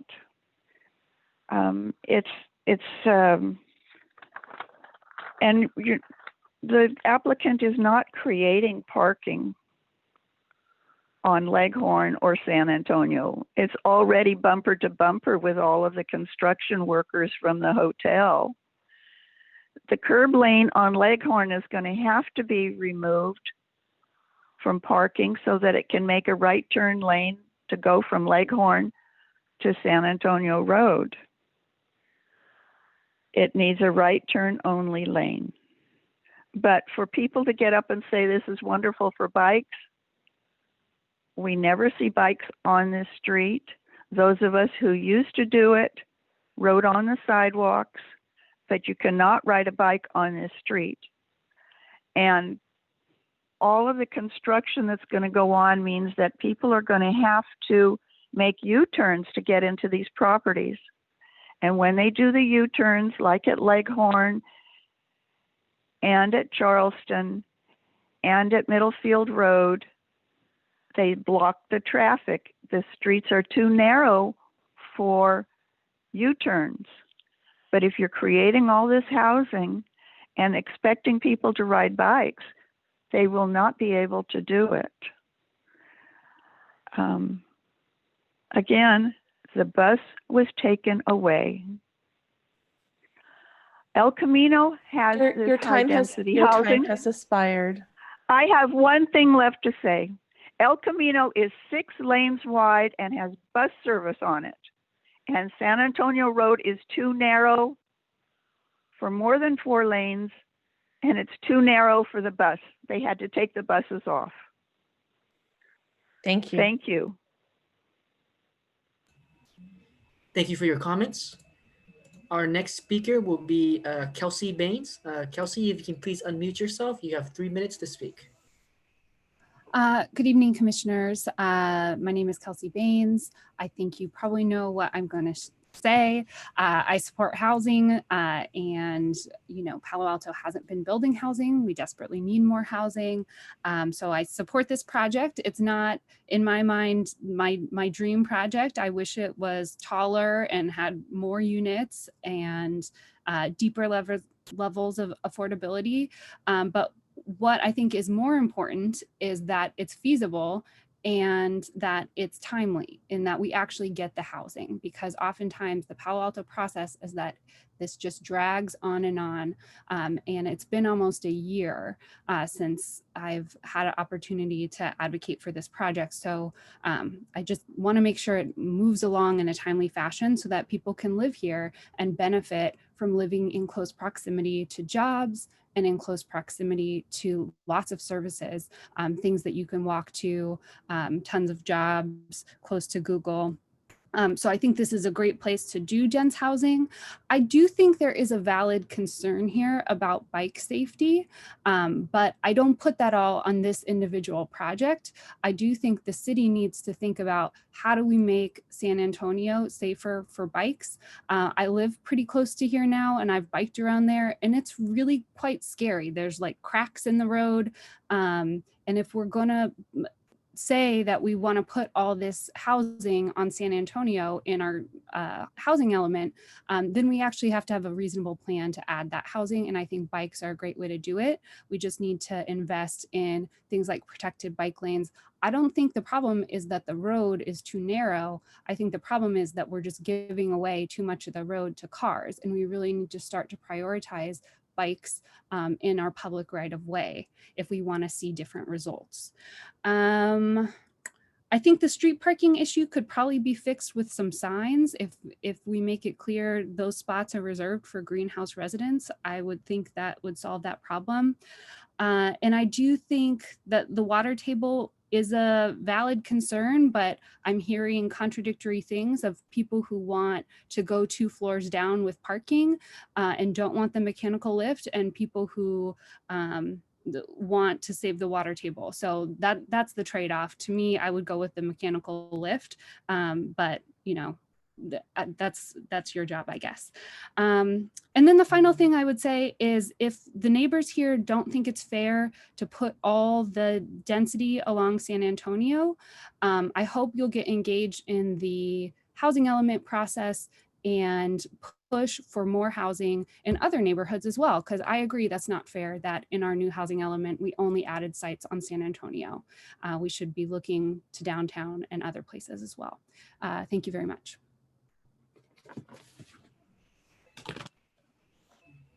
Thank you for your comments. Looks like we have 2 new raised hands, two additional raised hands, I should say. Angie Evans and Scott. Mr. Nguyen, can we close after Scott? If anyone else plans to speak, raise your hand now. Anyone who has not raised their hand yet, we're going to plan to close after the next 2 speakers. Last call. All right, thank you. Thank you, Chair Templeton. So Angie Evans, if you can please unmute yourself, you may speak. Hi, can you hear me?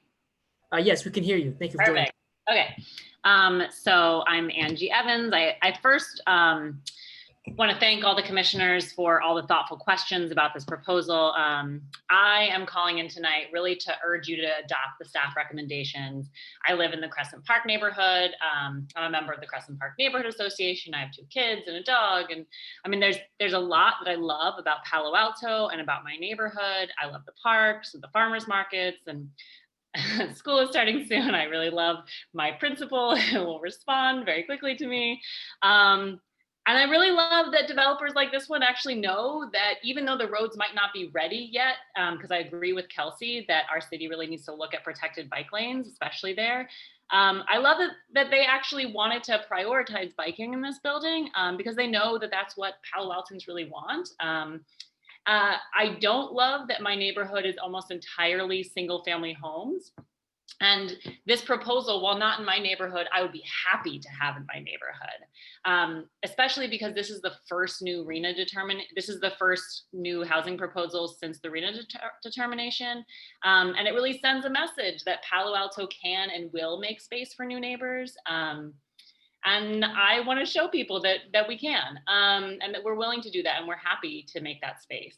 I also would love to see either one of the 2 bedrooms become a BMR unit or a few 30 to 60% of AMI units in here. I'm not sure how much space there is left to negotiate around that. And that is it.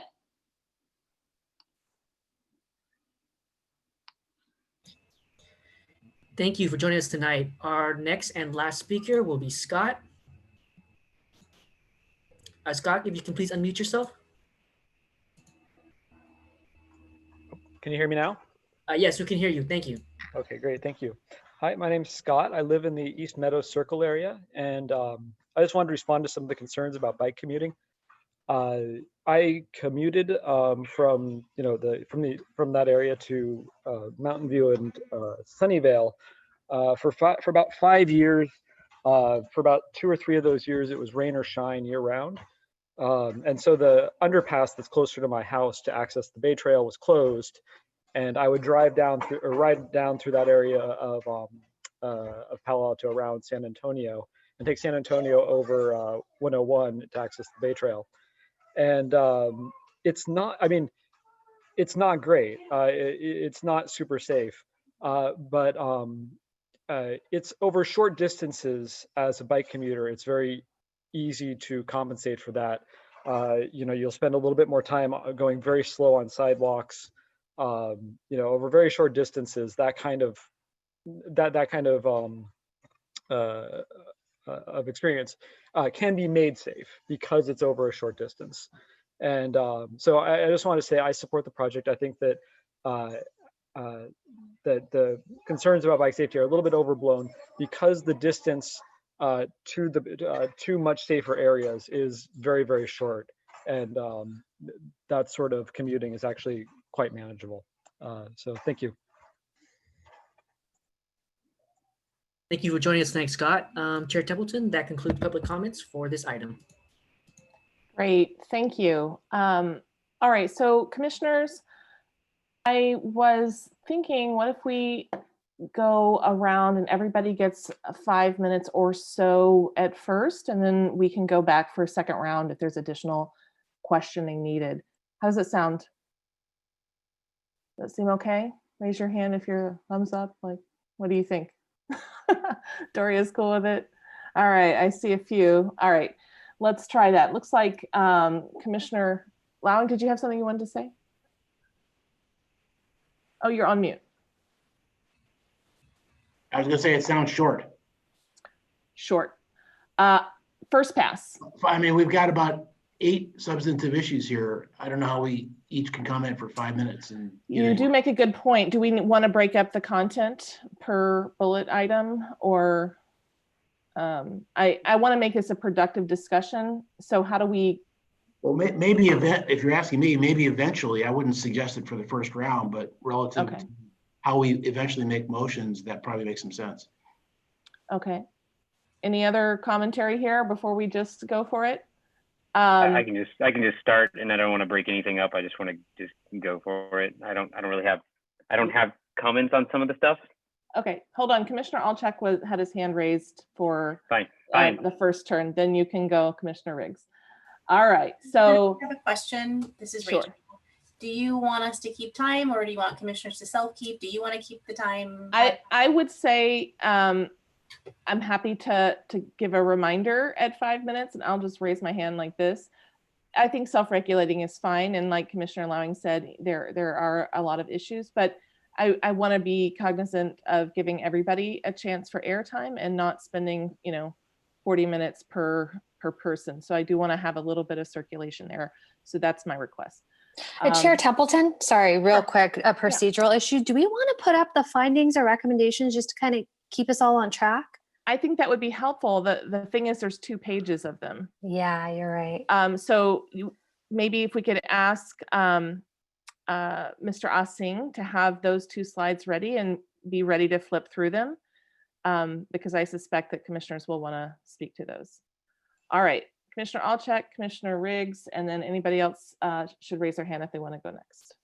Yeah, Chair, respectfully, I actually lowered my hand. I think maybe, I sometimes tend to be long-winded. Maybe I'll let some of the commissioners do their thing. And if they tackle comments I would have made, then my whole spiel will be shorter. Oh, well, that's So very I'm going to thoughtful. take a All right. backseat, and maybe you come back to me after a few people have spoken. Just to let you know, that wasn't directed at you. I think we're all going to have a lot to say on this. All right, Commissioner Riggs.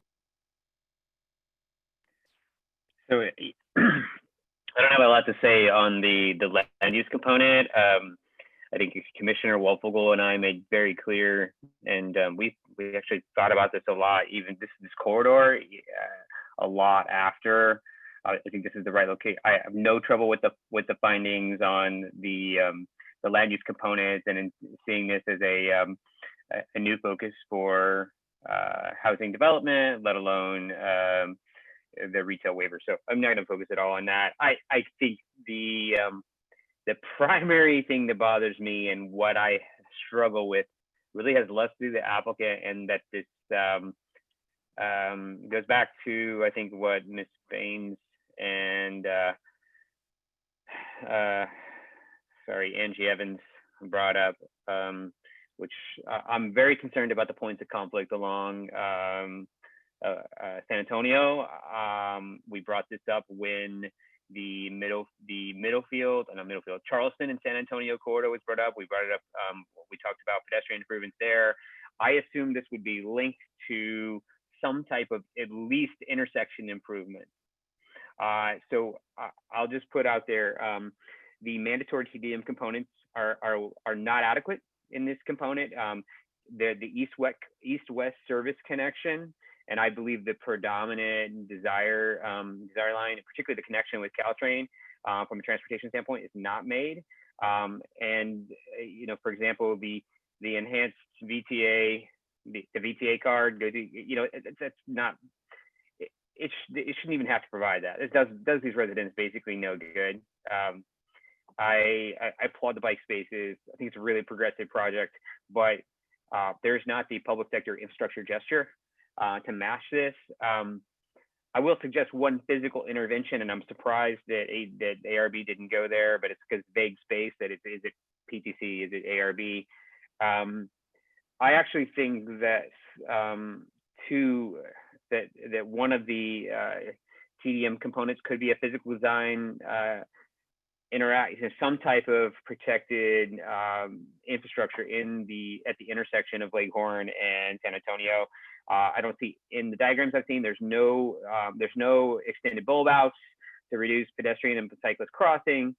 I actually think a creative intersection design solution could have been to kind of a la Portland style, carry the flowers. I think it's chrysanthemums to carry them out into the street. So a lot of times we see traffic calming features where you'll have graphical motifs that carry out the intersection. What that does is raise driver awareness. It slows them down at the same time that you're trying to facilitate bicyclist and pedestrian activity there. And it creates kind of a Varner for a living room for safe interactions between bicycles and pedestrians and automotive users. We also haven't thought about radical transit in this space, and I think that we could think about an enhanced supplement or an enhanced pickup and drop off credit instead of the traditional. And I know it's just a formula, but I don't think the TDM program formula works here. And I'll just emphasize that again. And in my mind, to make finding 4 and to make finding F, there has to be some kind of tweak of that component. So that's it.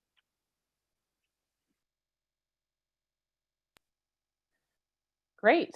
Any other commissioners want to raise their hand? Commissioner Rupavar.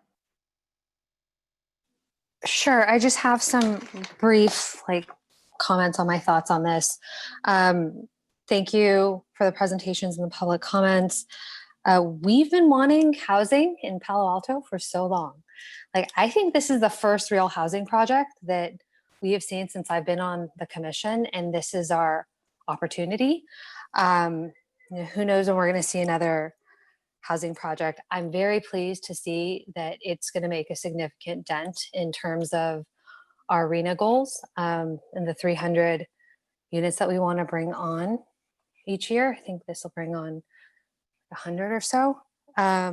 Very pleased also to see that it's offering BMR units instead of the fees. That's very positive. The traffic component doesn't concern me as much. I think we have prioritized housing in this city, and any sort of housing is going to result in traffic. That's the reality of it. I do think I actually live nearby, not within, conflict zone, but I actually do live fairly close, and I'd be happy to have it in, I think it's a good site for housing. It makes sense. My only, concerns would be the not as detailed. I don't know it as well as Commissioner Riggs, but the points that he raised, I would also echo that, leaves me hesitation and pause. Other than that, that's it. All right, thank you, Vice Chair Rupavar. Commissioner Alchek. I just couldn't resist. Okay. First of all, I just want to thank the applicant for bringing the project to us tonight, and staff for what I think is one of the most forward-thinking recommendations. That this is really articulating what we're trying to do, what we've been saying we've been trying to do for a while. So I'm proud to see so much creativity in how to address all the inconsistencies with what is now quickly becoming an somewhat outdated comprehensive plan. If, for example, we make all these amendments. I just want to quickly respond. I'm going to try to speak fast. I want to quickly respond to something our first speaker, Steve Levy, raised. For the individuals on this commission who are listening, who are not land use attorneys and don't know this yet, there is some really complicated nuance in what he mentioned, which is that the housing element that we need to begin working on soon won't simply need to accommodate more housing units than it ever has in the past, but it will also require that we no longer rely on parcels that we had previously identified as potential housing sites if they've survived multiple housing elements without a residential project coming to fruition. By way of example, Whole Foods in downtown has been identified in housing elements of past as a site eligible, capable of a certain number of units. We've probably even raised the zoning there or identified additional units that could be developed there. That site has survived without a project. The likelihood of a project occurring there, in essence, is now diminished. And the state has rules about whether or not you can continue to rely on that site in future housing elements. What I'm trying to suggest is that this next housing element may not only add units, but many of the quote unquote units that we have been relying on in this town we may not be able to rely on them in the future. And I think staff, that might be a conversation we should probably have, because I think that will dramatically affect the way the community interprets a project. For example, if those in the community who don't find the merit in a project like this one, bringing additional housing for housing's sake, I think it's important to keep in mind that parcels like the one under consideration tonight are likely to be relied upon for densities higher than the one proposed tonight in our next housing element. So, if you can't get behind the idea of housing, then maybe you can get behind the idea of less housing is better than more housing later. I mean, I don't know. I'll go quickly through some of these things. I think every single one of the amendments related to the HIP should be supported by the council. The increase in FAR, the development standard changes, the rooftop garden, the reduction in parking for retail, the notion that we wouldn't count certain areas for under FAR, like storage and laundry units. I mean, look, I think we all know that a project doesn't need to house homeless people to make an important impact on our housing crisis. You know, like the idea when you're dying of thirst, every drop in the canteen counts. Even at just 102 units, this project is offering a substantial number of housing units in a city that desperately needs more housing units. I think the packet materials note, no, I know, I shouldn't say I think. The packet materials note that some believe that this site is not a reasonable location for housing. When I say some, I'm referring to, you know, leadership. And I'd like to say in all due respect that the market completely disagrees with that view. And to be even more frank, the market or the demand for housing that is driving builders of housing to design and build projects like this one on sites just like this one is not some complicated algorithm. The market is a clear indicator of actual interest in our community for housing in this exact spot. The suggestion that this street in Palo Alto is not suitable or this parcel is not suitable for housing are in direct conflict with the demonstrated success of housing projects on this street in Palo Alto.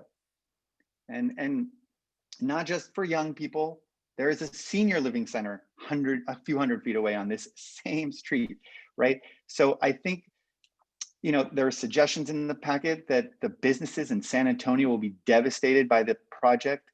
I think these suggestions are totally without merit. I'm not suggesting these are staff suggestions, but there are statements in discussion in minutes that businesses on San Antonio will be devastated by this project. I think that's totally without merit. In reviewing this project, I made what I would argue is a modest effort to uncover any evidence of such negative impacts from recent redevelopment projects on San Antonio, and I couldn't find any. Instead, I learned from some local business owners that they felt that the residential repopulation of the immediate area has had a very positive impact. This experience, by the way, has informed my belief that too often misinformation is permeating our public hearing process, and we should require claims of such devastation to be supported by actual evidence. I am hopeful and optimistic that the most recent evolution of the PC zone that I asked Assistant Director Tanner about tonight finally reflects a politically difficult truth in our community, which is that the building of housing is actually a community benefit.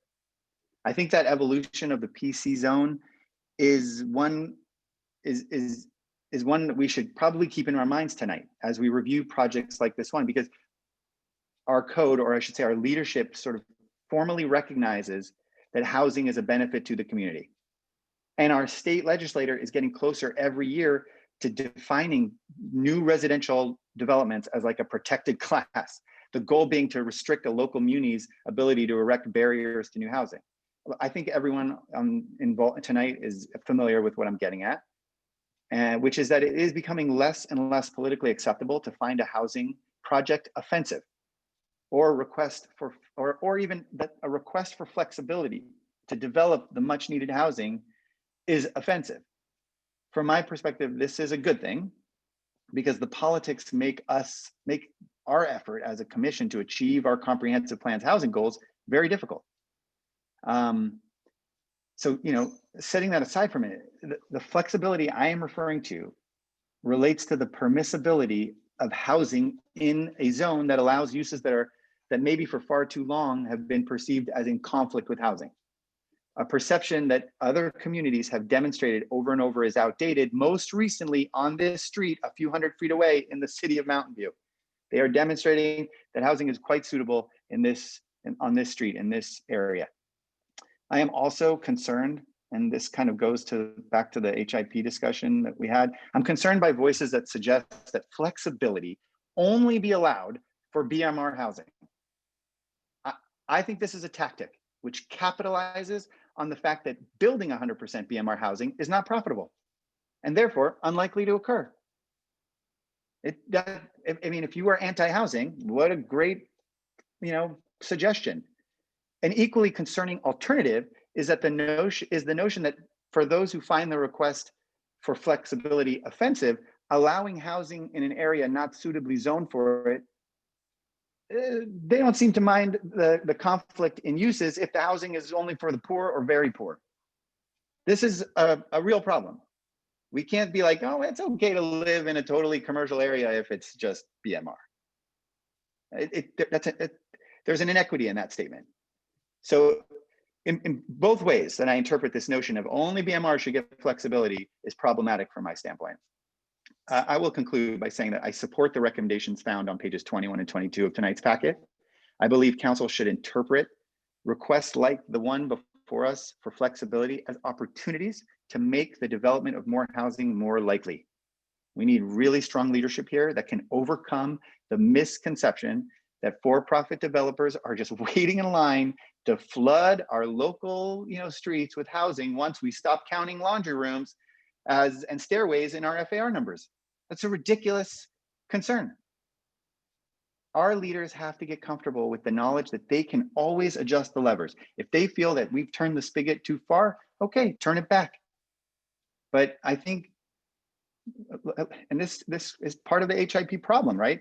I think I continue to believe that our record in adding new housing this past decade is the best evidence that the baby steps approach to addressing this crisis isn't working. So, there's plenty of feedback in the minutes from the city council's discussion in 2018 that are promising, and there are some that are concerning.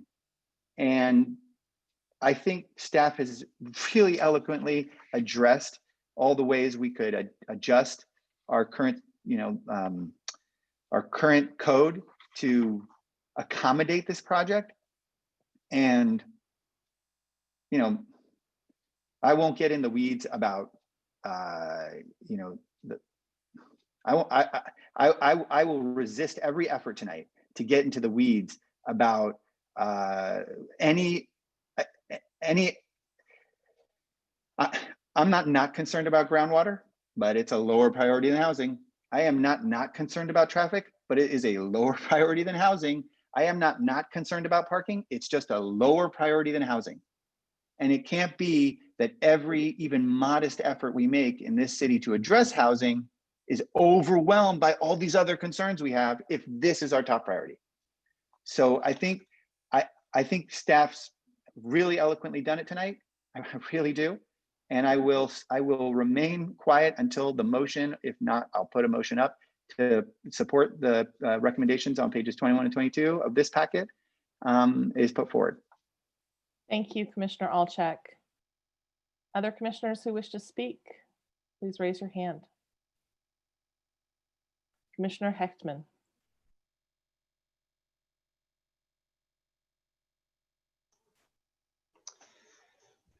Thank you, Chair Templeton. And thank you, staff and applicant, for the years of effort that went into putting this particular application and project together and presenting it to us tonight. I was not on the PTC in last September when this was first presented, but I knew a lot about this project before I got the staff report, because part of my PTC application asked to identify a project that's come before the PTC and tell us why you think it's interesting. And this was the project that I picked out because from a planner's perspective, it's a dream because it has everything. It has every kind of issue. And I think that staff and the applicant have really done a terrific job of integrating all the issues into the project that we have before us. So overview, I am supportive of the 4 staff recommended recommendations. I do have a few questions and I have a few minute suggestions that are related to some of those recommendations. And so I'm just going to go through them in no particular order. So I want to start with the San Antonio special setback, which is the subject of the variance in the current application. It's clear here that staff and the applicant have not shied away from modifying citywide policies where it would benefit and allow the project. And so I'm wondering if staff and the applicant talked about, instead of utilizing a variance from the San Antonio special setback, whether there was a discussion about modifying the special setback, which as I understand is more than 60 years old and was conceived to address the potential expansion of a roadway that we don't believe is going to occur. So that's my first question, is whether that was considered as an alternative to the variance. I'll let Ms. Gerhart and Mr. Ossing answer that question. We did not take a look at removing the special setback. There are special setbacks along San Antonio and many other streets in the city. And I think we felt like that would be, opening another item that, this project's already sort of large enough that we didn't think we wanted to go there. Okay, understood. Thank you.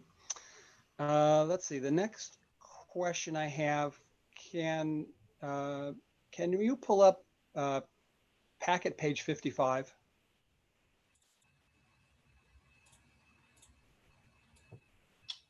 Just a moment.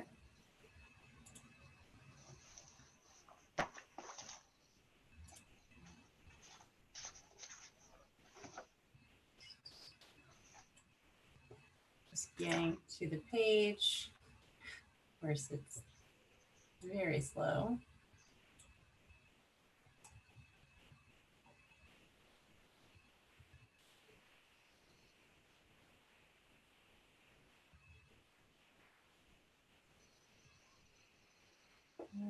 Okay. I have mine up, Rachel, or maybe you're already there. I just got there, so let me see if I can share.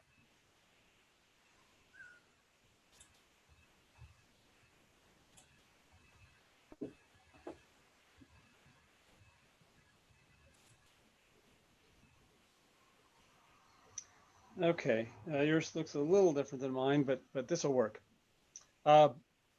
So in the top paragraph, section 8, final map, fourth line, third line, except as modified. Oops, just moved. There we go. Sorry. In section 8, the fourth line, you have a reference to the conditions of approval in section 8.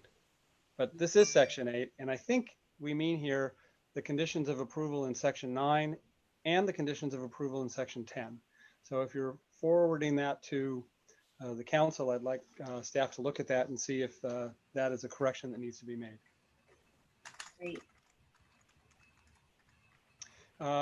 Next one, next question. So we do have two sections of conditions of approval, section 9 and section 10. And let's see, section 9 is TMAP and section 10 is architectural review. I noticed that there are 7 conditions of approval that are identical in section 9 and section 10. I was wondering, is that necessary? And if so, why?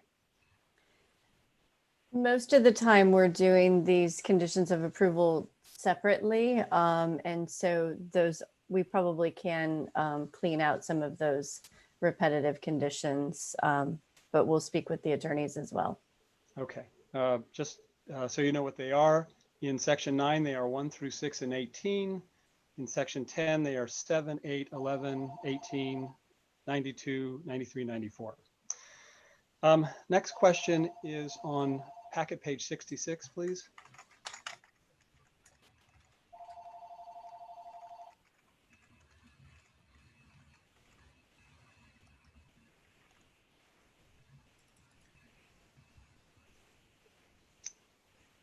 And I'm going to have a question about condition of approval 40, subdivision. There it is. So this reads to me like a pre-application condition because you're supposed to submit a major subdivision application to planning, which I was imagining is what they did to get to this point with the TMAP. So I just asked staff to look at that provision and see if it needs some modification. Ms. Garrett, do you want to address that now, or is that something you want to take a look at? This is a public works condition that we do, try and spot check these as we can. But there are 2 components to the subdivision. There is the tentative map and then the final map. So I assume that's part of what they're trying to get to. I'd have to read it further. Great, we'll take a look at that. Thank you. Thank you. Next, just a question in, let's see, in section 9, condition 2 and section 10, condition of approval 7, there's a reference to the 5.4 million in development impact fees. In the staff report, there is and we saw it in the presentation tonight, there's a reference to the to 4.4 million in parkland in lieu fees. It's not clear to me from the documentation whether the 4.4 million in park in lieu fees is part of the 5.4 or separate from the 5.4 million. Great, Ms. Gerhardt or Sheldon, can you address the impact fees and the parking and the park in lieu fees, not parking, and just how those are related? Right. So the 5.3 million does include the 4.4 million. So there are other various development impact fees are included in that. Okay, thank you. Next, if we can go to packet page 78.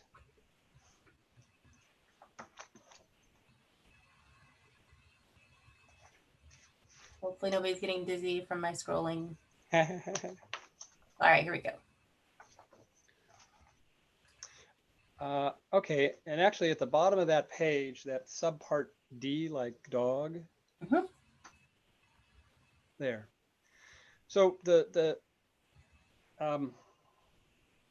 end of D, well, so D says the council held a hearing that included potential zoning text amendments to implement the project. Well, I think that technically may be true. Really, when we're looking at zoning text amendments, they're not to implement a project. They are, I think, to implement projects, plural, of which the present project can be one, because I think we should be, and I think staff has here looked at the long term, at you know, changes that would be good, not just for this project. And so my preference would be to change this language from implement the project to implement developments such as the project, because I think that's really the intent behind what's happening here. Great. Ms. Gerhardt or Mr. Yang, do you have any comments on that change? That's fine. It sounds good. Okay. Next is page 89 of the packet. And Chair Templeton, if you've waved at me, I'm sorry, I've been looking at my notes and I wouldn't have noticed, but I'm almost done. It's fine, and thank you. Good. Okay.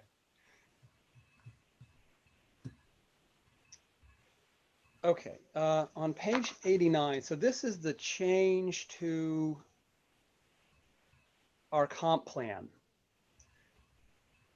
And it's at the bottom of the page there, the proposed new language, which incidentally in Sheldon's slide, I noticed the word selected rather than select, but really my focus is on that word. Because unless we have, so what this says is we're changing the language which currently would eliminate these housing sites along San Antonio to retaining them, including them. And so my question is whether we really want to have this word select here, unless we have a list of housing sites on San Antonio that we are including, or a list that we are excluding, which I don't think we do. And we don't, for example, say that we're talking about select sites for California Avenue. I think unless there's a reason to exclude housing sites along San Antonio, I think that this program should just be to amend the housing element to increase housing sites along San Antonio. So my proposal is to remove the word select. I think Jody had a response to that. Yes. So the wording, you know, could be changed or modified, but the intent behind the wording is that when you look at the zoning change, we're only talking about 2 blocks and we're only talking about the CS zone. And so that's why that's where the word select came from. Then my suggestion, thank you for that clarification. Then my suggestion would be to get specific. If you're talking about the CS property between Charleston and Middlefield, then let's say that. rather than have people guess or have to contact a planner to see if they can find out what select means. That would be my recommendation there. And then Mr. Yang, is there anything that you'd like to say? Does that seem okay? And to have that specificity in the comp plan amendment? Yeah, so I'll echo what Ms. Gerhardt said about the reasoning, and we've heard Commissioner Heckman's suggestion. I think it's something that we'll take back and consider. Great, thank you. I appreciate that. Quick question on the affordable units. I heard, I'm curious about how that is enforced, whether the units are rental and then for sale, or for sale right up front. Is that all handled through a deed restriction, and how is it monitored? Yeah, so it will be if there's a property owner who intends to rent units before they are sold, we'll have a regulatory agreement which will govern the rental prices until they are sold, and then once they are sold, there will be a deed restriction recorded with that sale on each individual unit. All right, thank you, Mr. Yang. So the final comment I have is I just want to say what I really like the most about this project, and it was displayed in the evolution slide that Mr. O'Hanlon showed. So this project started out with basically 48, potentially as few as 48 households. I think it was 21 one bedrooms and 27 two bedrooms. So that's 75 bedrooms, and maybe there are some, shared living there, but it's as potentially as few as 48 households. The project that came to us is 102 separate units, I think it's 106 bedrooms. And by its nature, that change makes this project, the units here, more affordable. And in a way that doesn't really get measured in our affordability calcs beyond the 16 units that are dedicated affordable. And I really applaud that thinking, because I think that there's a need. There are people who have enough money for a studio, but not for a one bedroom. And now they've got, with this development, 32 opportunities to grab one of those. So I appreciate the long effort to come here, and I am supportive of the project. Thank you. Thank you very much for your comments. Commissioner Lowing or Commissioner Suma? Are either of you ready to speak? Okay, Commissioner Lowing. Yep, thank you. This is just a quick note on process. This is an odd change from process that we usually get. You may have as much time as you like, Commissioner Lowing. No. I'm not talking about that. I'm talking about the process of the agenda item. Because before we would probably look at the comp plan and make that decision, and then look at the area and make that decision, and then look at the project, and then look at the EIR and and the things that we could mitigate and so on. And we're kind of all wrapping it up here. So staff, thanks for the annual agenda that you presented to us tonight. And it's a full one. I'd first like to go there and say that I agree with my colleagues that this was just a superior staff report on a very complex subject. So appreciate that clarity. And that said, of course, I have some comments. But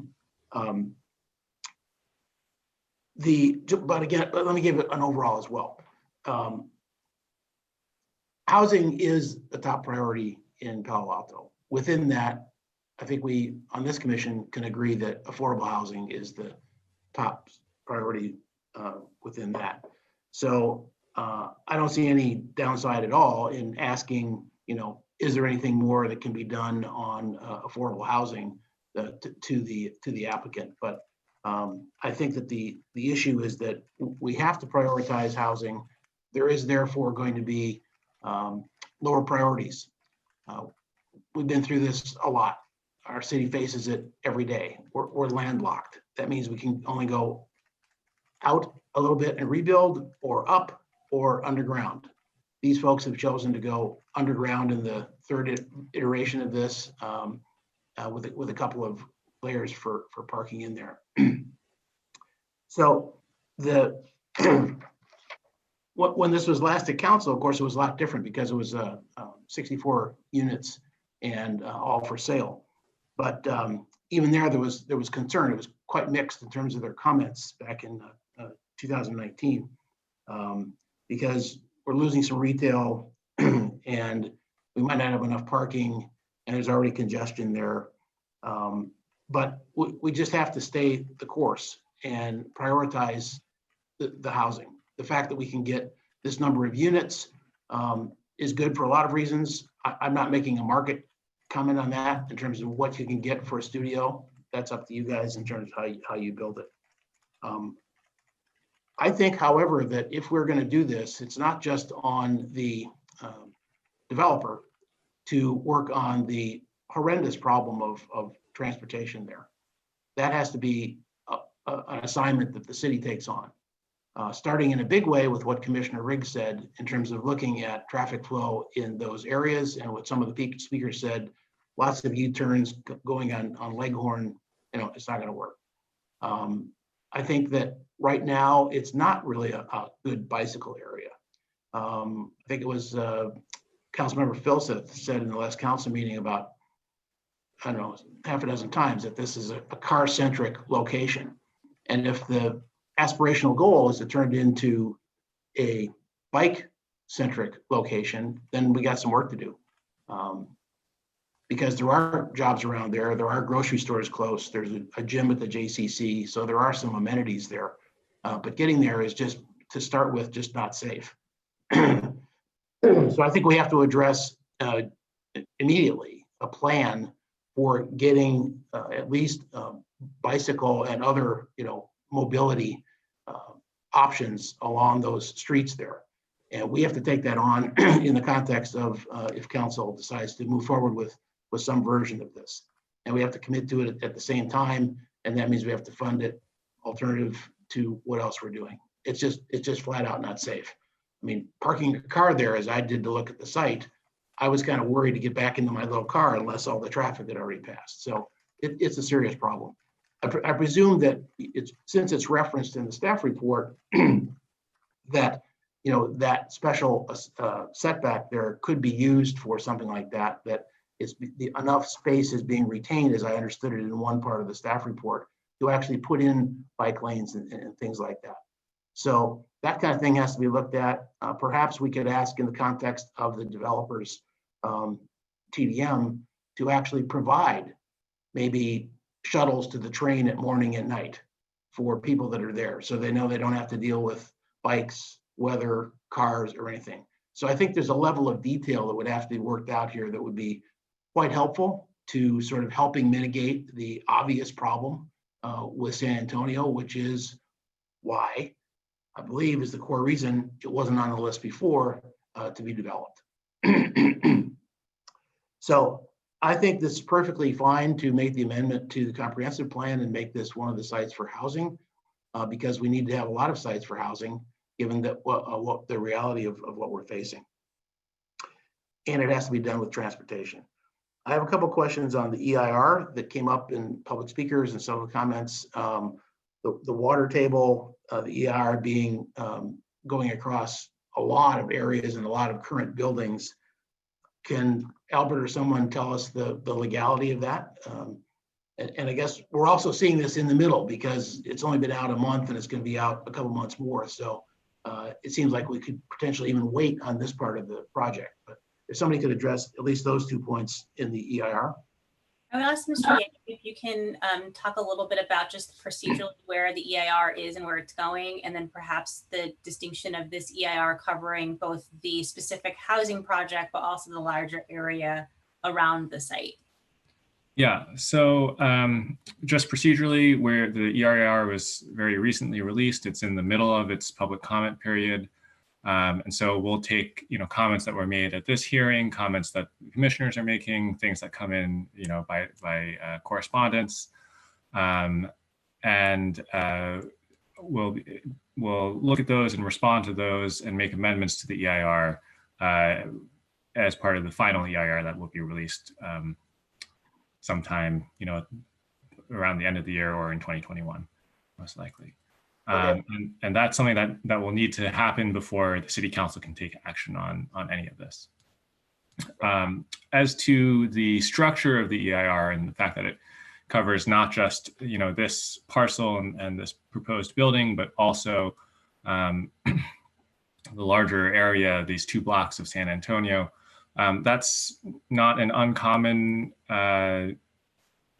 structure format for an EIR. So there's both a project that's being analyzed in this document, as well as we're treating this as what we call a programmatic EIR for the San Antonio rezone. And that means, much like the comp plan had an EIR, but it's not something that gets down to the nitty-gritty level of every project that would be built consistent with the comp plan. That's what we have here. If we have a project that is proposed that's going to use this rezoning, we would take a look at that project and take a look at this EIR and say, how many of the impacts that we anticipate this project to create did we already analyze? And how many of these impacts need more analysis before we can act? And so, in all likelihood, we'd have either some sort of additional document that goes with any future project that gets proposed in this corridor.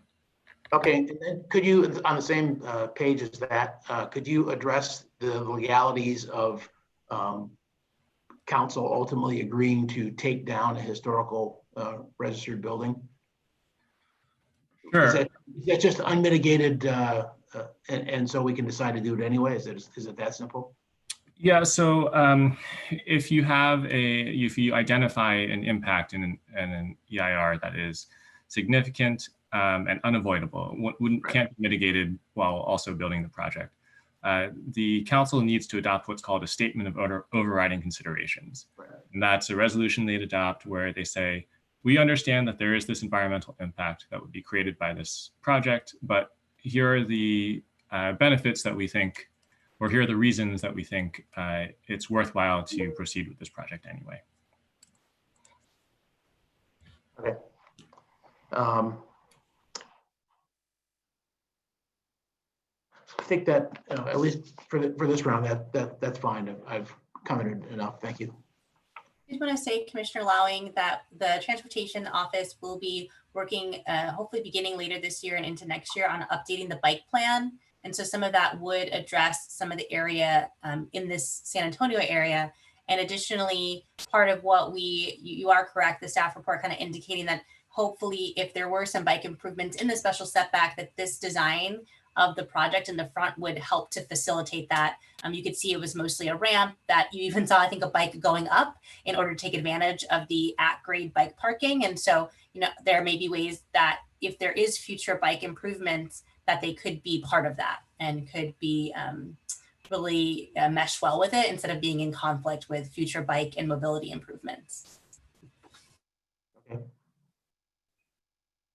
All right, Commissioner Suma.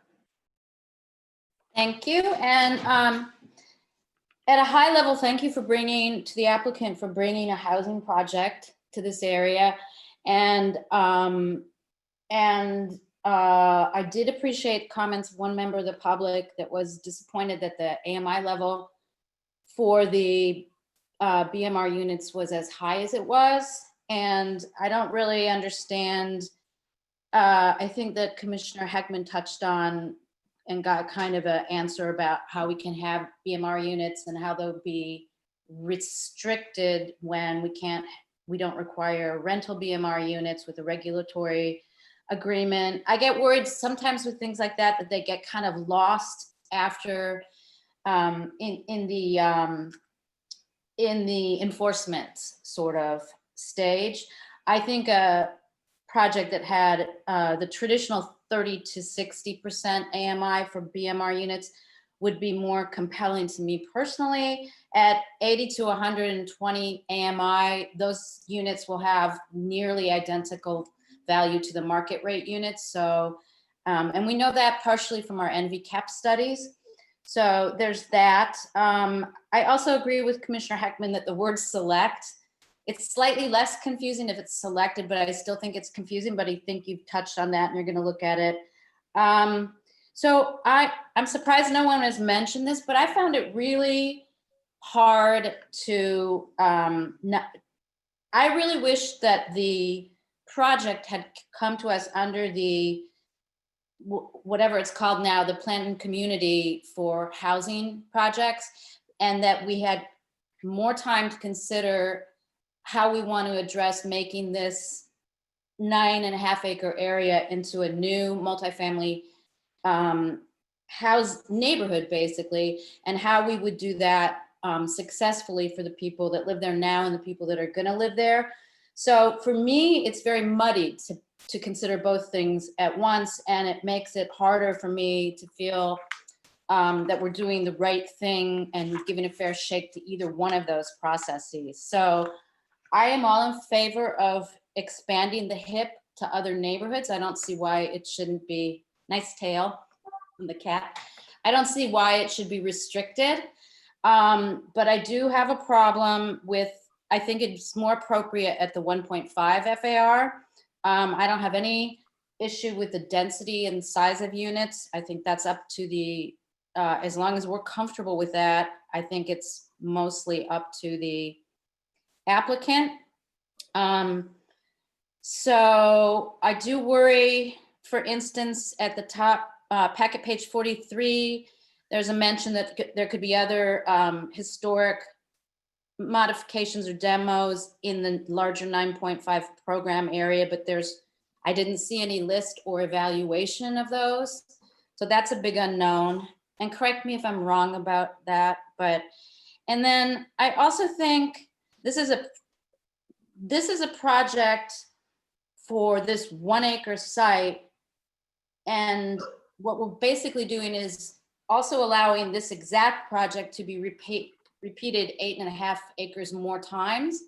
And I don't see how that would be very workable for this area, especially in terms of traffic. I think the concerns about the people that live in this area already, there were 2 residents from the greenhouse, 2, I think it was. I think they have pretty big concerns about traffic and parking issues. I think the parking one, as Commissioner Rupivar mentioned, I think it was Commissioner Rupivar, maybe could be addressed, maybe it was a member of the public, by signage. But I do think the traffic in this area is very bad at especially commute times. And I'm really concerned about the impacts of not this one project, but 8.5 acres more of this size project. So I don't have a problem with the height. I don't have a problem with extending the HIP. I do have some problems with the detail of the HIP. I think that 1.5 FAR is more appropriate in general for maybe this one project. That if it had come to us as a PC, it's asking for so many variations and deviations from the law that that would have been a perfect zone for it to apply for. So that's kind of, I don't want to tie all of the other acres and parcels to the exact conditions we're giving this one, is what I'm saying. I'm not sure that's going to result in a really nice new multifamily neighborhood that works for the people that are going to live there and the people that already live there. I am concerned about the 24-foot setback, but only in that it may prohibit future improvements to the road, especially bicycle improvements. But I think there's a condition on page 41 from the Office of Transportation that they could rescind that if it was necessary for the city to use that area. And I guess I'm asking if that's actually legal once it's built, and or if it's practical, as it is the only accessible entrance to the building. So that's 2 specific questions maybe staff could answer. I'm going to ask if Mr. Ossing and maybe Mr. Yang can address the issue with the setback and kind of how that condition is structured, and how we kind of see that perhaps meshing with future transportation improvements, particularly mobility, bike and pedestrian improvements. Yeah, so just a quick point about the special setback. It's something that was in place, that is in place with the idea that one day we might, we might want that space for public right of way. But it's not land that the city owns or has an easement over, or is able to right now use to expand the roadway or for any sort of public improvements. So before we would be able to do any of that, we would need to acquire the right to use that land. And so that's really the major hurdle. But if we did get to that point, I think what the staff report is saying is, we would be able to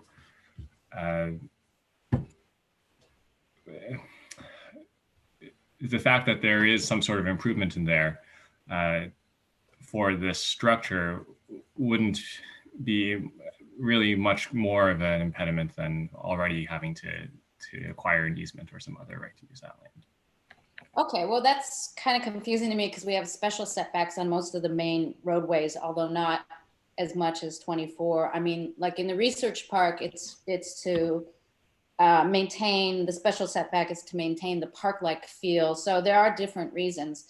But that, I mean, I think that could be addressed by maybe the 1.5 FAR issue also. And I realize some of my colleagues won't agree with that, but I think it could result in a better project for everyone. And the other thing we might consider doing, since some of the buildings have already violated the special setback, I think the biggest one was 19 feet, we might want to change it and look at that and evaluate how we could have a better class of bike bike lane, and how many feet it would take. I feel like we're rushing the bigger program area in an effort to approve this specific project, and I think that's a shame. So I already have some codes.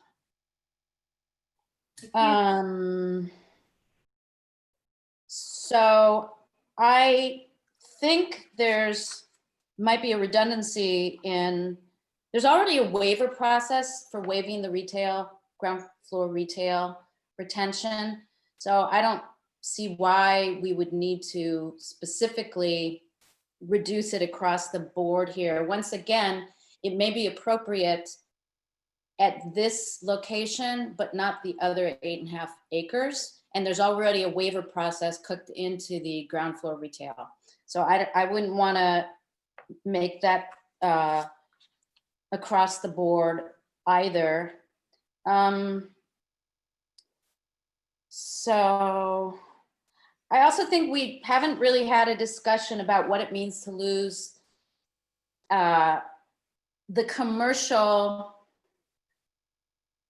the loss of the traditional commercial uses for CS zones. We're losing more and more of that, not to housing. We've lost it more to general office.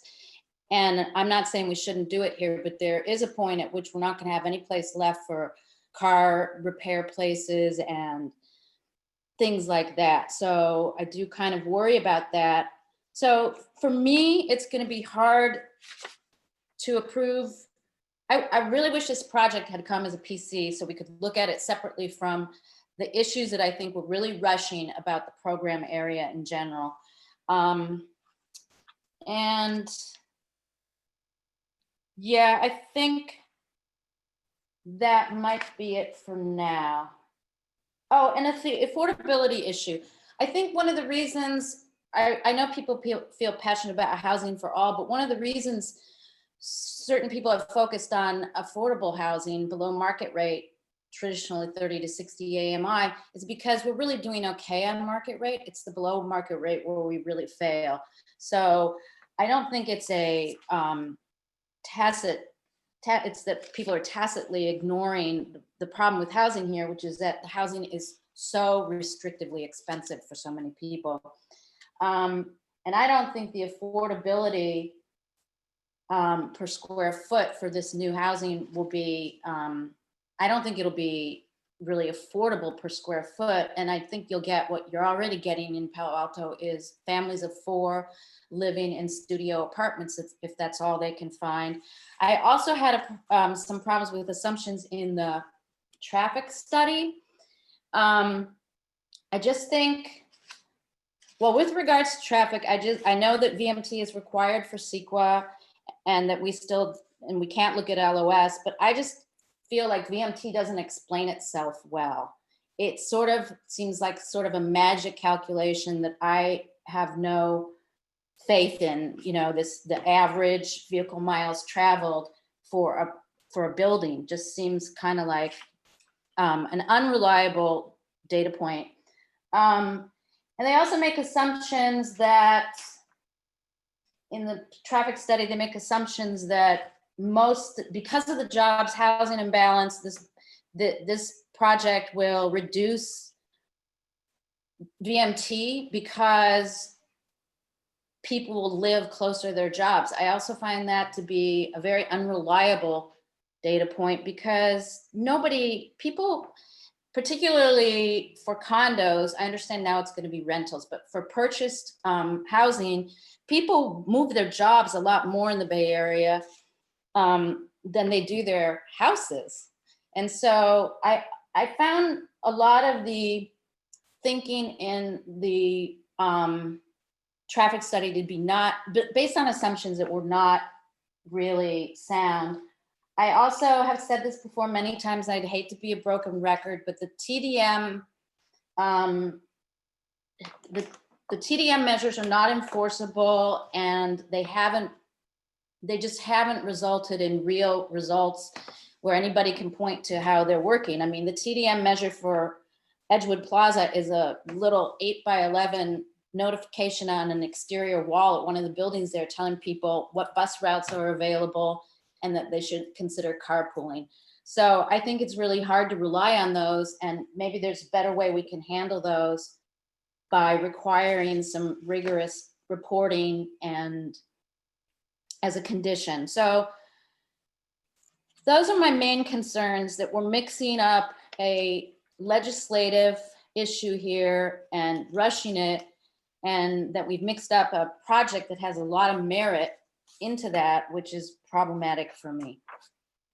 Thank you, Commissioner Suma. I see you, Commissioner Alchek. If you don't mind, I'll probably give my comments first, if that's all right. All right.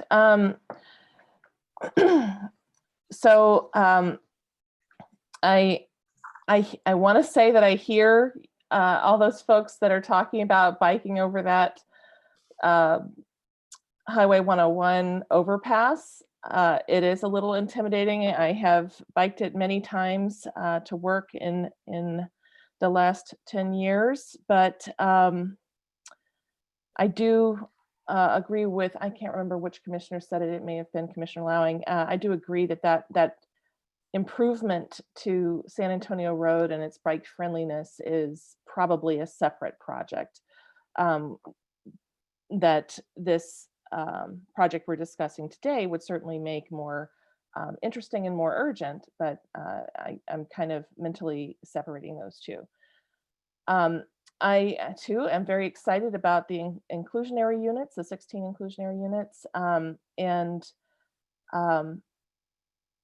just so grateful that staff and the applicant have found ways to create housing and proposed these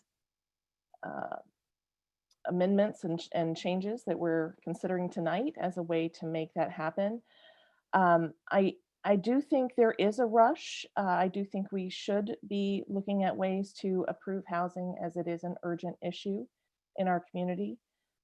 So I'm really excited about the opportunity here tonight. I agree with Commissioner Hechtman about the evolution of the project is also very heartening to see that the feedback that our community provides has been taken to heart, and the proposals have been revised based on that community input. It's absolutely wonderful to see. And I'm also excited to hear that the applicant has taken the time to maximize the affordable housing offering in this property, that they consider doing as much as they possibly can, and this is where they where it penciled out for them. So the next steps for our commission, I think, would be to look at the two sets of findings, the reverse findings and the affirmative findings.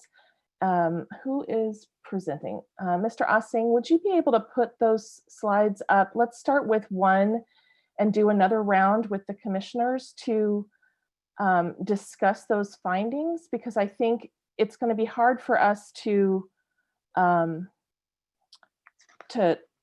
discuss the staff recommendation until we know where we stand on these findings. Is that, we do have to make these findings, right? The reverse findings and the affirmative findings. Yeah, Mr. Austin, do you want to address that? And perhaps Albert as well, if you need to, but just both where the findings, the making of the findings, and also I believe the findings are included, I think, in the record of land use action, or maybe they're in one of the other documents that would be approved. If anyone has a packet page for these two, I was flipping through, but it's hard to do and listen at the same time. But then people who are have the packet in front of them can locate it.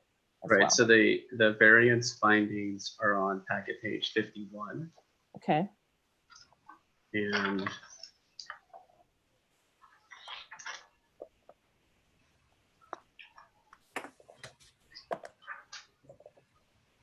the map findings are on page 48.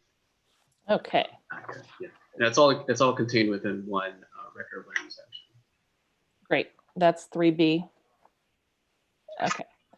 And all right. To clarify, it's not just the findings that you have to make, but also staff's recommendation on how those findings can be made based on the facts before you. Okay. So please raise your hand. I see Commissioner Altek. Does anyone have comments on the subdivision findings that are shown on the screen right now? Okay. And let's look at the other findings. Wait. I can't operate this and I'm in the dark. That's all right. So, I would like to tweak some of the recommendations particularly need to be tweaked for me to make both the findings. Finding right. F here is problematic, and finding 4 and the next finding is we need to tweak the mitigations, particularly. This project will do, I keep on thinking, we used to do traffic calming through pedestrians by throwing pedestrians out in traffic on UC Berkeley campus. We don't want to do that here. We would like to have as create a safe environment for cyclists, and I do believe this is going to be a super sustainable commuting site. I would like to suggest that the staff consider swapping out some of the standard TDM mitigations for increased intersection improvements at Leghorn and particularly at Leghorn in San Antonio. I think that's a critical intersection that is not mitigated, and there could definitely be some interesting design improvements that actually could improve the safety in that intersection. They could be linked to the project. Thank you, Commissioner Riggs. Any other comments on this? And staff, did you want to respond to that comment from Commissioner Riggs? I was unclear if he was speaking to the subdivision findings in relation to the TDM and traffic calming. Well, the TDM are it's a standard concept, or it's a standard. Sorry, the word is slipping me. I haven't eaten, so I'm losing focus. So it's a standard, what's it called? Standard, condition, right? And I'm assuming it's a condition that's levied irrespective of the subdivision findings or which the conditions would apply to either I either guess action. it's not clear if you're saying that you find that you cannot, you find F and G to be true for the site, and therefore we need to make it. I guess I'm just unclear what you're. It's a reverse finding. I can't make the finding without some type of additional TDM mitigation.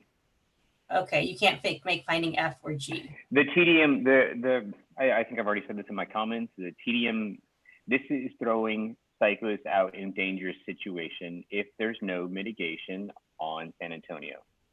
And so if we could change some of the standard conditions, we could make both, I could make finding F and finding 4, but we have to tweak this. The standard conditions do not resonate for this site.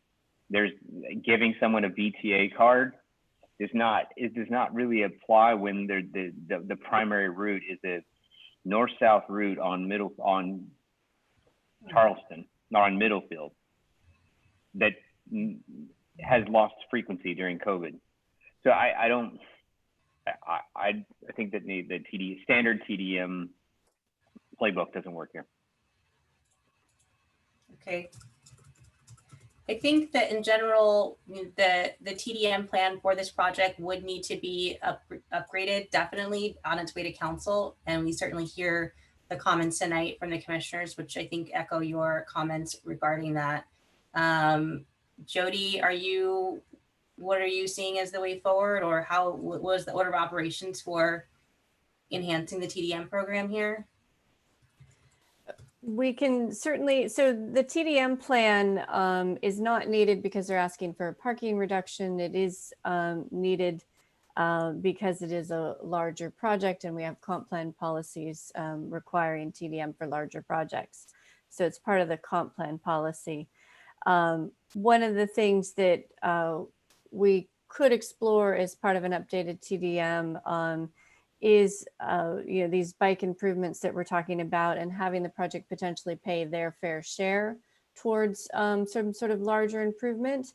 But I think part of the problem that we're running into is that transportation is still in the early planning stages for this area. And so we don't know exactly what that money would be going towards. So TDM, whatever, the city has a very narrow definition in the standard conditions of what transportation demand management is. It can include physical interventions. And I would suggest that an elegant solution at Leghorn and San Antonio could be a way to supplement some of the standard TDM or TDM measures in a way that solves some of the safety issues in advance of deploying a project there, because otherwise we don't know when transportation staff and the city are going to prioritize any type of safety improvements along this corridor. Okay. Does the Office of Transportation want to address, what the plan is to get the TDM updated? I know there's plans to both update the ordinance, but also how they plan to work with the applicant as they are refining the TDM, and on Commissioner Riggs' suggestions for a bulb out and other mitigation measures. Raphael or Shupeth, if you'd like to address this.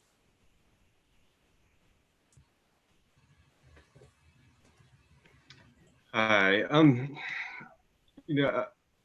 as far as the intersection improvements, I think we'd be open to the idea with it if there's a nexus for that. I'm not as familiar with the other TDM requirements and measures that have kind of been developed over the last year or so. Might have to research that a little bit more with the rest of the staff that couldn't make it tonight and get back to you, or before it goes to council. So I believe that Commissioner Riggs is looking for a way to make this finding based on what tools are available to us this evening.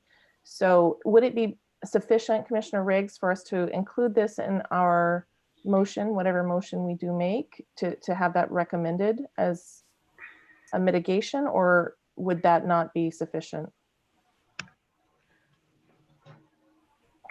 We need some kind of recommendation. Yeah, that would be great if we could get a recommendation of some type of, and I think the simplest way to do it is some type of enhanced intersection, physical design and intersection. This also could be something that could be, and I'll just put this out there, it could be something that ARC could take on as well, because it's this vague area between planning and design. All right, I appreciate it. So, and then can we go to the other slide? So I think Commissioner Riggs had an additional comment. Well, it just relates that same characteristic about does the project basically create a detrimental or injurious environment? And I think that the short answer is the project in itself, but the travelers coming from the project, you really do create a potential conflict zone if you have a high traffic situation and you're throwing a lot of cyclists out in that situation. So I'm not going to get into a debate over whether or not we prioritize housing over transportation, because we don't, it's impossible to tease that out. It's not either or, but you don't want to create an unsafe environment. And I do think we want to do everything we can to mitigate collisions that may result of our decision tonight. Absolutely. All right, thank you. I see Commissioner Alczak's hand up, followed by Commissioner Suma and Commissioner Heckton.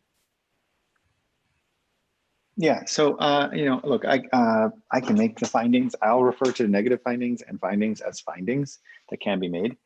And I will just add that I don't necessarily share the same concern that the project will be injurious to like the health of, population traveling to and from it that Commissioner Riggs does. However, that said, I'm perfectly comfortable recommending that staff I'm comfortable saying that I can make the finding contingent on staff addressing or making more robust some of the TDM concerns that Commissioner Riggs raised as so eloquently. So if we can't get specific tonight because we don't have the tools, then I'm very comfortable making the finding on a vague recommendation, because again, this really isn't, we are not codifying the project at this level. We are recommending that staff make the finding. We're essentially saying, based on our review, we recommend based on our review, we recommend that council, take this project into consideration and move forward. And so as a necessary step in the process of this application's life, I'm comfortable with not necessarily having the specific tool identified in addressing this concern about individuals traveling from the project on bikes into the roadway. If we don't have a specific tool, then maybe Commissioner Riggs can sort of identify a version of motion that with respect to this issue that he could be comfortable with, so that we could get sort of broader support. I'm comfortable, really, Mike. You don't have to. I'm super comfortable with that approach, to be quite candid. And right. I'm comfortable with that approach, and I think my concern has been registered. Okay. Well, look, at the end of the day, we have to make the finding, and so I think because you so strongly suggested that you couldn't, I think we can't simply rely on the comment registered. I think we should allude to it in our motion in order to sort of set the record on this cleanly. I want to say also, really in an effort to build consensus here, because I want to suggest one more thing, because I feel like I brought up PCs, and I wanted to sort of address Commissioner Suma's comments, because I think this is really an opportunity for us to come together as a commission and possibly support an important project that the city has been involved in for now a couple of years, and I'd love to see us do it unanimously. And so I wanted to address one element of what sounded like maybe one of the biggest concerns that you had, Commissioner Suma, which is that maybe the project could have come to us under the PC zone. And I just want to say, look, until literally 2.5 months ago, the PC zone was dead. It was killed by 1,000 cuts by all, by the community at large. And if you read the minutes, I'm sure you have. This project was before the council in a slightly different form in 2018. So for 99.9% of this project's life, the PC zone wasn't even an option. So, look, I'm suggesting that maybe don't let that approach, that it didn't come under a zone which has only very recently been resuscitated from absolute death and untested, frankly, be the reason why we can't, maybe come together here. I think the new PC zone, the new PHC zone also contemplates commercial. The idea is that if you have that the project has to have more housing than it does, then it has to not increase trips based on office that it doesn't adequately address through housing. I mean, I think that's not this project. So I think I am hopeful. I don't want us to miss an opportunity here to show the council that what we've been talking about, for what I've been the discussion that I've been participating in for almost a decade, that this is the opportunity. And in the wake of what is likely to be arena disruption that I don't think any of us really appreciate is coming. I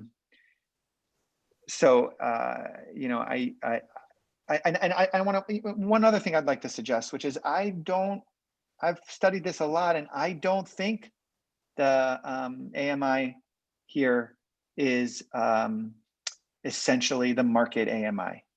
I think that is a misconception. I think that the project that's down the road on San Antonio at that shopping center, you will find that 2-bedroom apartments are renting or were renting pre-COVID for $7,800 a month.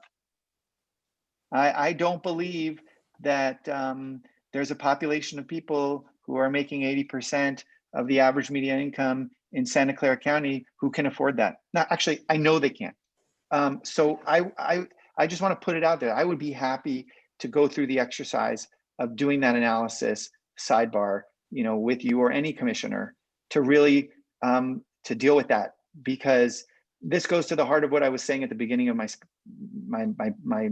words, my first comment, which is we need to investigate every assertion that suggests that a developer's honest effort to bring housing is somehow not sufficient enough.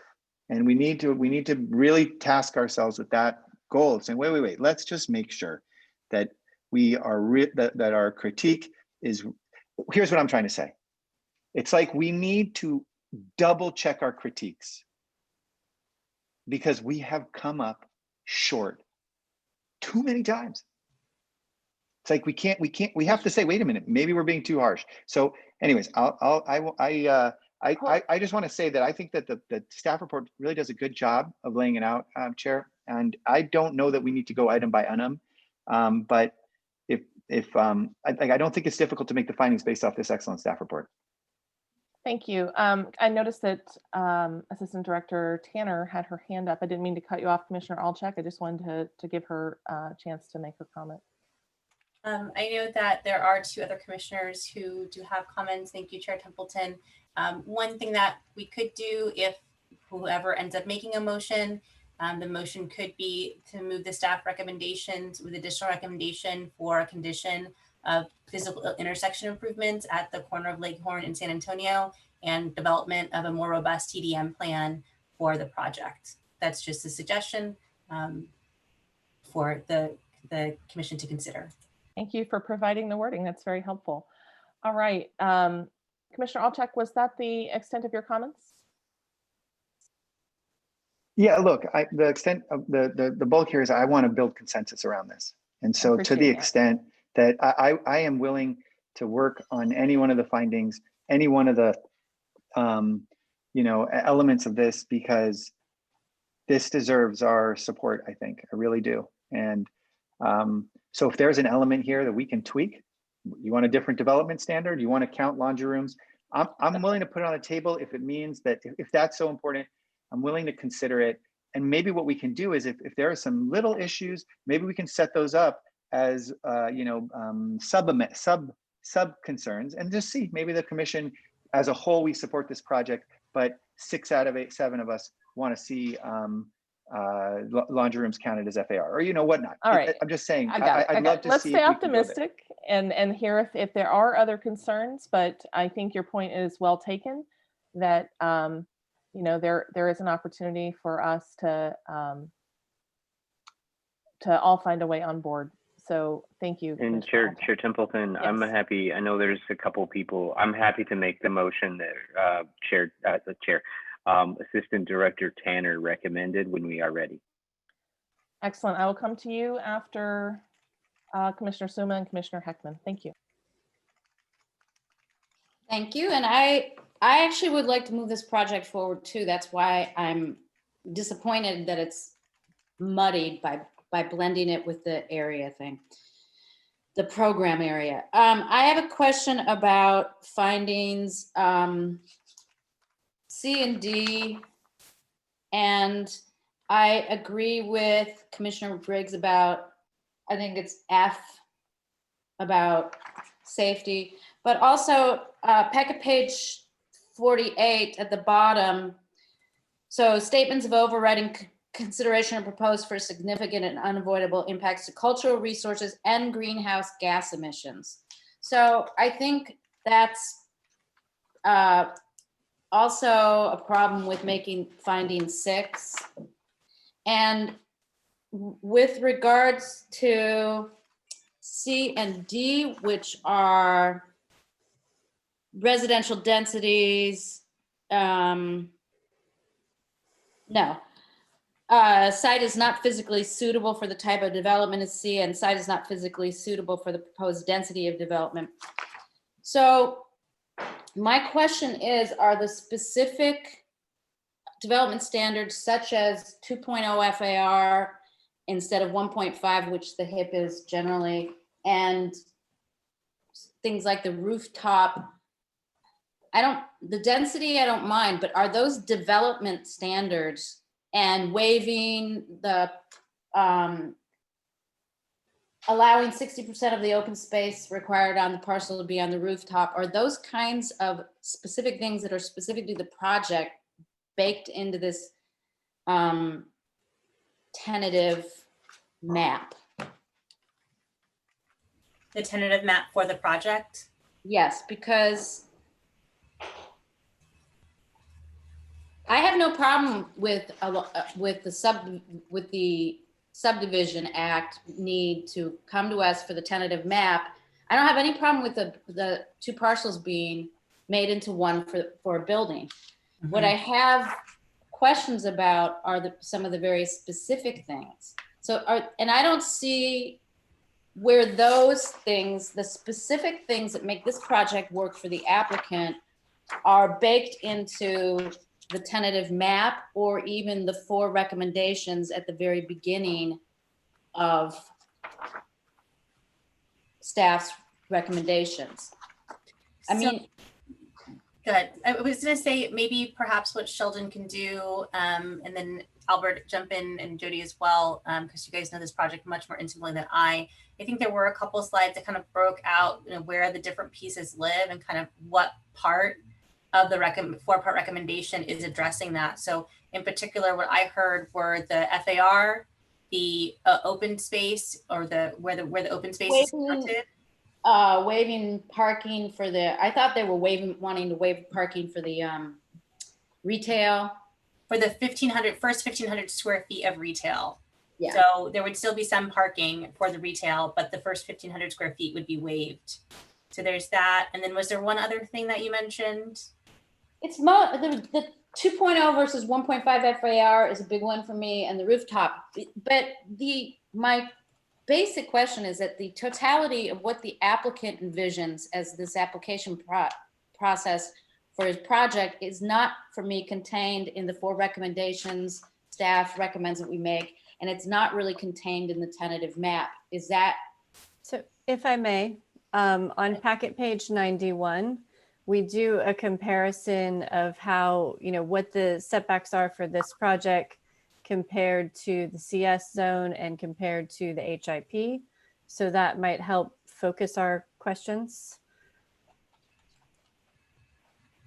So I'm gonna just, maybe I'll share my screen, Sheldon, and that might help to look at that slide together.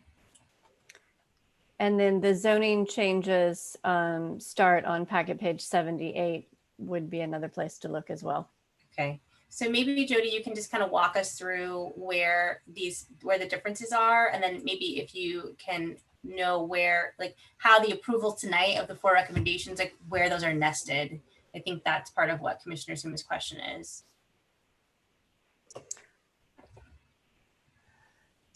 So I think that like what of the 4 recommendations, the rightmost column here is what is being approved tonight. Yeah, maybe if you can do, make it a little wider, page. This? Or go closer in? The other way, yeah. I was like, wow, you've got really good eyes. So we have tried to bold some of the items here. And so you can see on the street side yard, we do have that pedestrian ramp is only at 10 feet. And that's actually, I guess, if you look one more line down in the special setback is 24 feet. And so you can see where that variance is needed. If you go down to maximum site coverage, you'll see that the standard commercial zoning only allows 50%, whereas in the HIP, the director can waive site coverage, and the project is proposing 68%. And then the open space, I think, is the next one where they're still providing the, even more than what would on the leftmost column, but a certain portion on the roof. Is that correct, Jody? Correct. Overall, they're meeting the commercial standards, but it is maybe in a different location. On the roof, correct? 60% Correct. is on the roof. Yeah, so that, I have a problem mostly with the FAR and the 60% on the roof, and I don't ever think we should waive. I didn't agree with waiving the first 1,500 square feet from parking requirements of retail, so I wouldn't want to promote that part of the HIP to other places. And the reason I feel strongly about this is because the people that benefit from the 60%, the open space, required open space on the parcel, are not just the people that live in it, but it's the whole neighborhood that's going to experience it. And I think it's very important. And I think so for me, those 2 issues are the biggest ones, the 1.5 FAR versus 2, and the open space requirement being part of the pedestrian experience of the neighborhood. So I think there's a little bit different regulations. If we were in the multifamily zone, there's actually a landscape requirement. Mm-hmm. And really it's landscaping that you might see on the street. But the open space requirements are more for, those are balconies and patios and things of that nature that could be located on the interior of the site. They're not always visible I know. From the public right of way. I know, but often they are, and they contribute to the experience of what we're going to hope is a new multifamily neighborhood in Palo Alto. So I think it's important to get it right. And I think that's partly what we have our setbacks for as well, because the setbacks by their very nature will end up being landscaped. Correct. But I agree that setbacks are landscaped usually.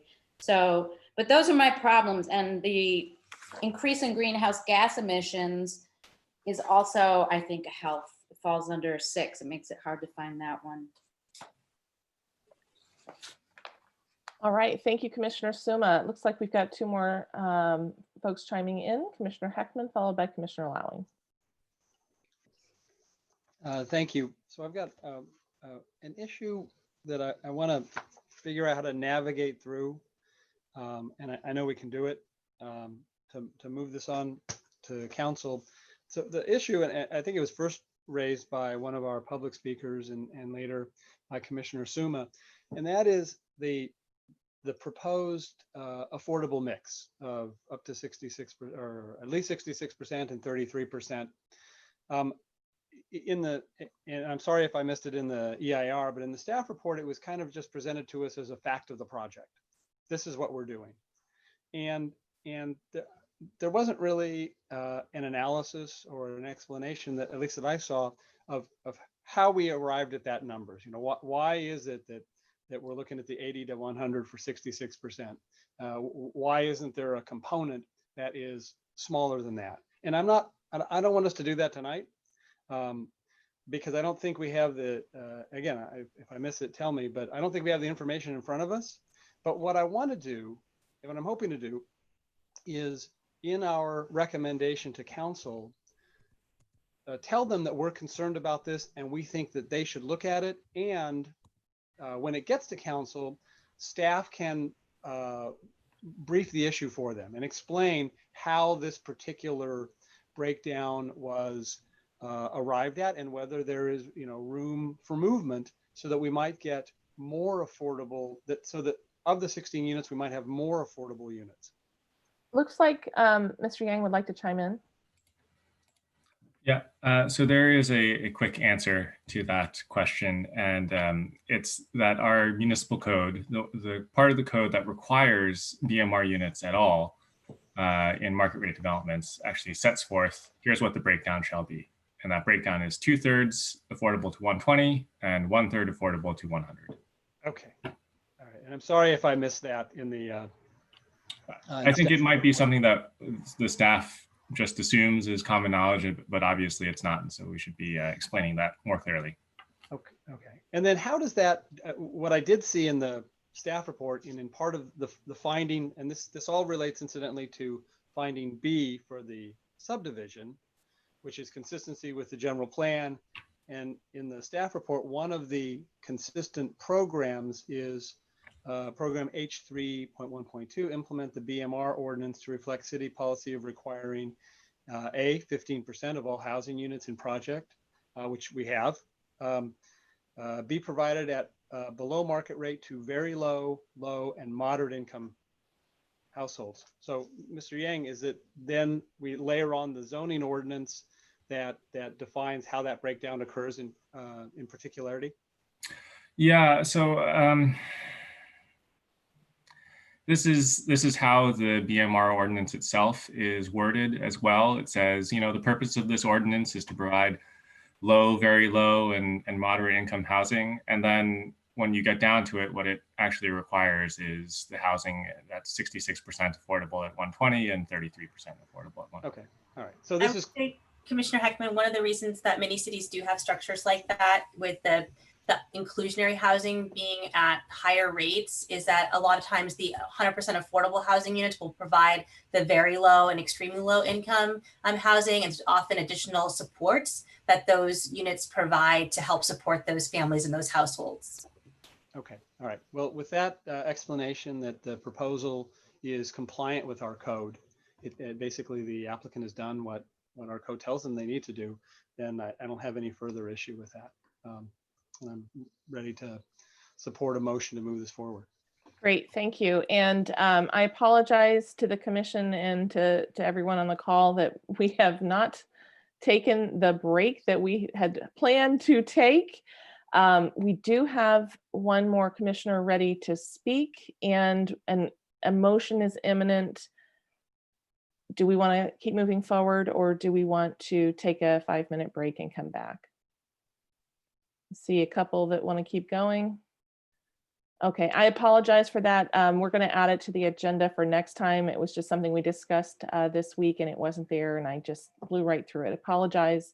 If you do need to take a break, of course, just feel free to turn your camera and sound off and then come back, you know, You don't need our permission. It's your house. All right. Next up is Commissioner Lowing. Yeah, thank you. I want to hit three different items. One is that, as I said in my original comments, I think it's absolutely fundamental that we have to make some sort of adjustments now and plan for more later. And when I say now, meaning coincident with when that project gets complete in the transportation for all the reasons we all discussed. So I think that has to be an integral part of the motion if I'm going to support it. Secondly, I just want to go back to the affordable for a minute. One of the things that I think we should always ask is with the developer of any of these projects, okay, by law, you have to give us 15%. What would it take to do 20?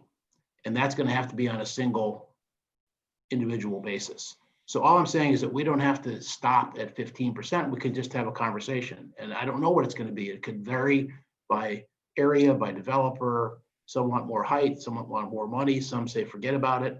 But it's so crucial because that's where we're hurting the most in everything, including making arena goals there, that just has to get high focus. So the third thing I would go back on is to say, you know, it is very confusing to have the project when we're also creating legislation eventually for this entire area and changing the CS zone. So one option is to say that, I'm just putting out here structurally for us to consider, is we could go back to what Commissioner Suma is talking about is we don't want to do more than 1,500 deduction from the normal retail, and we don't want to do less than 2.0. But the director can make his own decision if that's what it takes to get it done. So that's the way we could structure it so that each project would be looked at differently in context because they're all different. And in some cases, it might be, you know, you can only spare 1,500. In this case, it could be what they're asking for is perfectly fine. So structurally, that's another way to kind of get over this hump if we're going to try to get some consensus. That's it. All right, thank you, Commissioner Lowing. And I'm going back to Commissioner Alchek, I believe, is who wanted to make the motion. It was me. Oh, it's Commissioner Riggs. Please do so. Thank you. Well, yeah, Commissioner Lang, I'm just going to make the motion I was going to make. I know there was some stuff in yours that I can't do that. Assistant Director Tanner, can you help me with my motion? I'm low blood sugar. You're muted. Okay. I think a motion you had contemplated was to move the staff recommendation. I've got to find where I've written it down, with an additional recommendation to have physical intersection improvements at Leghorn and San Antonio and a robust TDM program for the project. Yeah, that nailed it. So I appreciate that. So that will be my motion. Second. And that is Commissioner Alchek, I believe. Yes, I think that was. Commissioner Lowing, did you still have your hand up from previous, or is this new? No, I put it up relative to the motion. I would just like to suggest a friendly amendment to Commissioner Riggs that in addition to what you said, language that says, and the city will also undertake a study of how to improve mobility in the lanes on San Antonio. So obviously what we're looking for there is. Why would we tie that to this project? Why would we tie the city's hands We're to tying this everything. applicant? Wait, it's directed to me, Commissioner Alchek. Yeah, It applies to both of us. tonight for this project. It doesn't matter if it's directed to you, it applies to both of us. I wouldn't second that because I don't understand why we would tie this applicant's application with the Can we other city's please goal let of Commissioner Riggs approaching this. respond? Yeah, no, it's first? fine, Okay. but you'd have to find a new seconder. So can I finesse that a little bit, Commissioner Lowing? Is that I would say it's just we just have to make it a recommendation. We can't direct staff, right? So I would say that it was kind of like a Rachel, I mean, you have it written down, and I'm sorry, I didn't write it down again, what you said, because I have no paper around me. I think to your point though, Commissioner Riggs, that it could be recommendation to council from the PTC that council would direct staff to undertake a study of how to enhance the mobility, bike and ped specifically. That would. Yeah. I would actually want to just kind of explore, Commissioner Lowing, if we could just make it a little slightly bigger, and we say that a council would look at a strategic land use and transportation plan for this corridor, like almost a corridor plan, because I don't think we can decouple land use from transportation, and I heard that from Commissioner Suma, Commissioner Heckman, and from you that like there's a lot of stuff happening here, and so I think it's just a suggestion about a whole corridor plan that really needs to kind of think comprehensively about this district. So are you okay with me reframing it like that? Can you explain it? Can you provide a little clarity on how it relates to the application? It doesn't. It's a recommendation, Commissioner Alcheck. It's just like a second motion. It's we would approve the motion with a recommendation that council consider a strategic, a specific plan for this corridor, considering land use and thinking about issues of land use and transportation since it's become a new housing focus area. Okay, so just so we're clear, not recommending that they approve this plan if, contingent on doing a mobility study, separating this and saying, we recommend approval of the recommendations here, and also considering specific plan. There's so two different things. I'm fine with the language you used. I'm fine with the language you used. Yeah, I just wanted to clarify that there wasn't some mobility study that needed to occur if we were really could be considered as supporting the project and the changes. It's a complicated. I appreciate Commissioner Lowing's thoughtfulness here, because it's a complicated plan. We shoved in a general plan amendment with a project approval. So I think it's fine to put a recommendation about a general plan and really it's not a general plan, it has to be a specific plan about the corridor within this recommendation. And really it's not actionable unless council wants it to be actionable, and it's not tied, it would not be tied to the project. Council would have to make another specific requirement. And so I think that would be, correct, that's my understanding. It applies to all the CS zoning where other housing could go up, so it's quite appropriate. So, Assistant Director Tanner, does that sound okay to make that recommendation? It does to me, and how I hear it, and I'll ask my attorney, Albert, if there's anything that's challenging, because I think part of what the general plan amendment, quite frankly, does is from this commission suggests to the council that we want to go in a direction of having housing in this area. We think it is a good area for housing. And so then additional, when we have the funds and resources, putting into it how to connect the land use and the transportation in a comprehensive way would seem like an appropriate next step. In addition to this particular project going up, well, let's think about how we want to make sure it's a good area for all the other projects that we hope come. So that's what I hear. And Albert, is there anything challenging about that being in the recommendation? No, I think as long as we have a clear record about, I think this is the issue that Commissioner Alcheck is trying to get some clarity on, about the recommendation for this additional study and work would not be something that needs to be completed if the council adopted this. It wouldn't need to be something that would need to be completed before the project. I'll put on the record for them to read and watch that we could decouple this and do it afterwards, but let's just be efficient and just like make a nice motion that has both of them. It has both recommendations added to the staff report in it. Okay, I also saw Ms. Gerhardt's hand up. Did you want to add to this discussion? I just wanted to be clear about, are we asking for a study about the road itself or everything around it, which would involve land uses in a much larger project? or is it just the road itself, I think, that we're focusing on?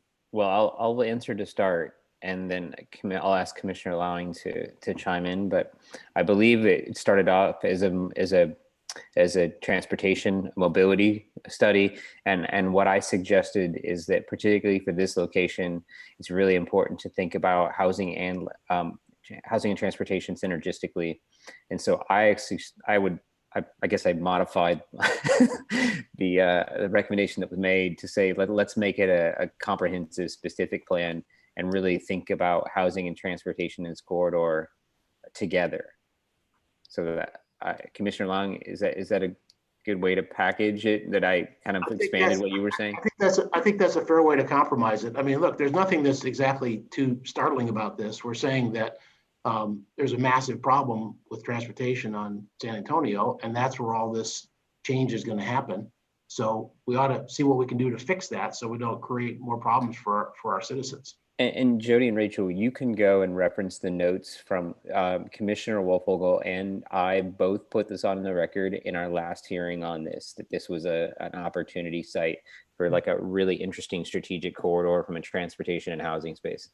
Yeah, definitely. And I think that building on that, I think staff agree. That's why we're bringing this housing project forward. And so I think we definitely understand the sentiment of the commission if this ends up being the sentiment of the commission, and can certainly convey it to the council in the staff report. And of course, we have the minutes here.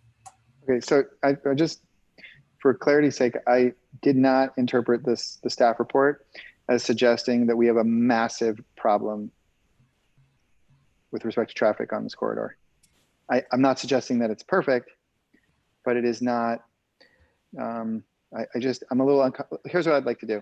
I'm just gonna, I will support this motion. Let me step out, let Commissioner Lowing take the second here, because I'm just a little, I don't know that I think that'd be better. That'd be a better plan. Just, I don't know that I share the view that this corridor is such a cataclysmic, nightmare that any effort to increase housing there needs to be first,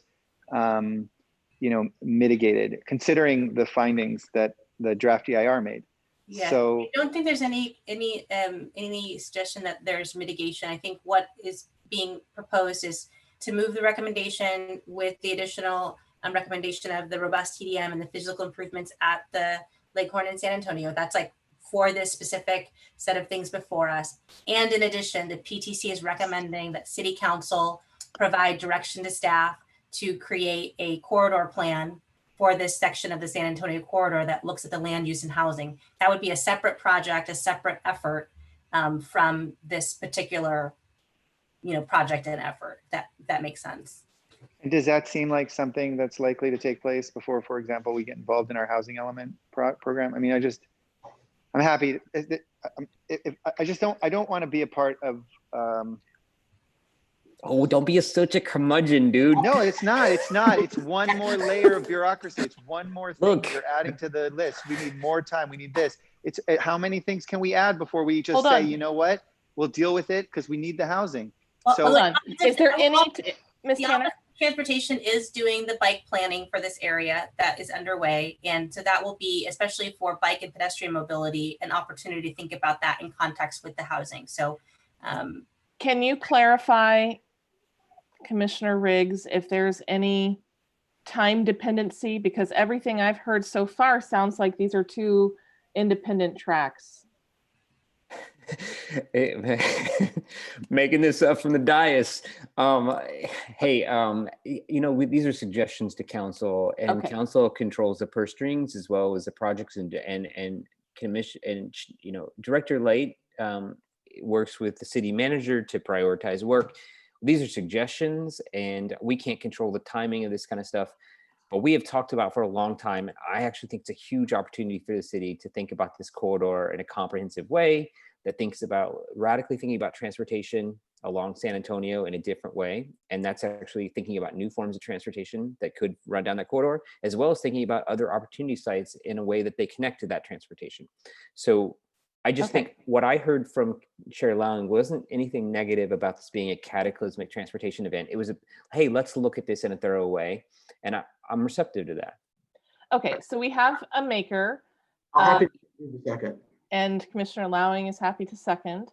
Yeah. All right, and we also have a hand raised from Commissioner Suma. Is this another amendment to this motion? It's where's my thing? Oh, it's unmuted. It's an amendment and a question. Okay.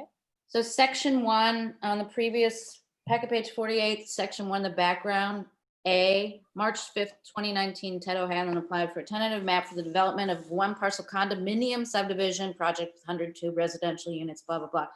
First of all, it's not a condominium subdivision. Is there any distinction that should that say rental, since that's their intention now?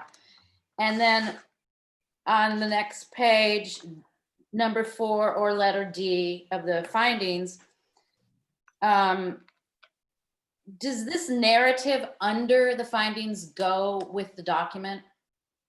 And by that, I mean the sentence underneath 4 or D. The project proposes zoning text amendments to allow the project to be implemented and therefore, et cetera, et cetera. Because those two, that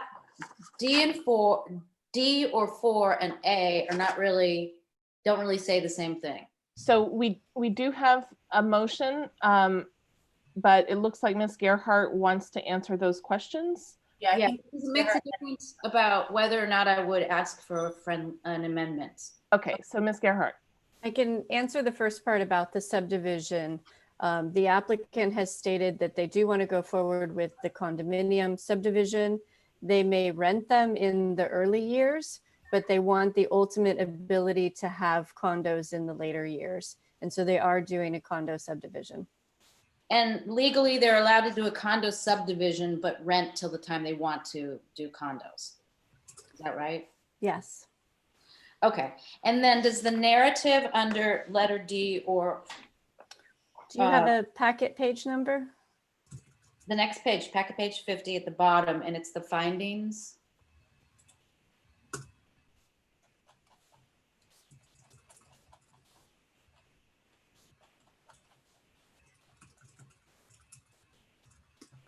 Okay, so page 50 is the findings, yes. 4 at the bottom. Mm-hmm. Does that narrative, the project underneath the finding itself, go into this document? That is part of the record of land use that council will make a decision on. So I'd like to propose a amendment to, in both the background and under A, and in the findings under 4 is say up to 102 dwelling units, and remove the floor area ratio and the following language. And the reason is because I think we need more flexibility about using a 1.5 FAR instead of the 2.0. And the density, that's why I would say up to. So that would be my amendment, is to change section A to say up to 102 units, and finding 4 to say up to 122 dwelling units, and strike the rest so that we're not tying it to the FAR, et cetera, in the application. So I think there's, we'd probably want to find the zoning, the rezoning portion, because that's may better address your concern. And I think I had that on page 70 something. You know, I don't want to noodle with, I want to go with staff recommendation, Dory. I don't want to noodle with this, at least with this motion. So I'm happy to, I'm happy to entertain something if it goes forward, but I don't want to noodle with the FAR. Okay. All right. Do I see your hand up, Commissioner Lowing? No. All right. Oh my gosh, there's a bunch of hands up. Okay. Commissioner Rupavar and Commissioner Heckman. Yeah, I'll just make my comments super short, but I do want to, I guess I will end up supporting the motion, but I do echo Commissioner Alczak's sentiments. I do think these are two separate issues and shouldn't be conflated. That's it. Thank you, Commissioner Rupavar. Commissioner Heckman. In my general remarks, I had a series of very small changes to the draft ordinances and resolutions that I had asked staff to look at and change or not change in their discretion.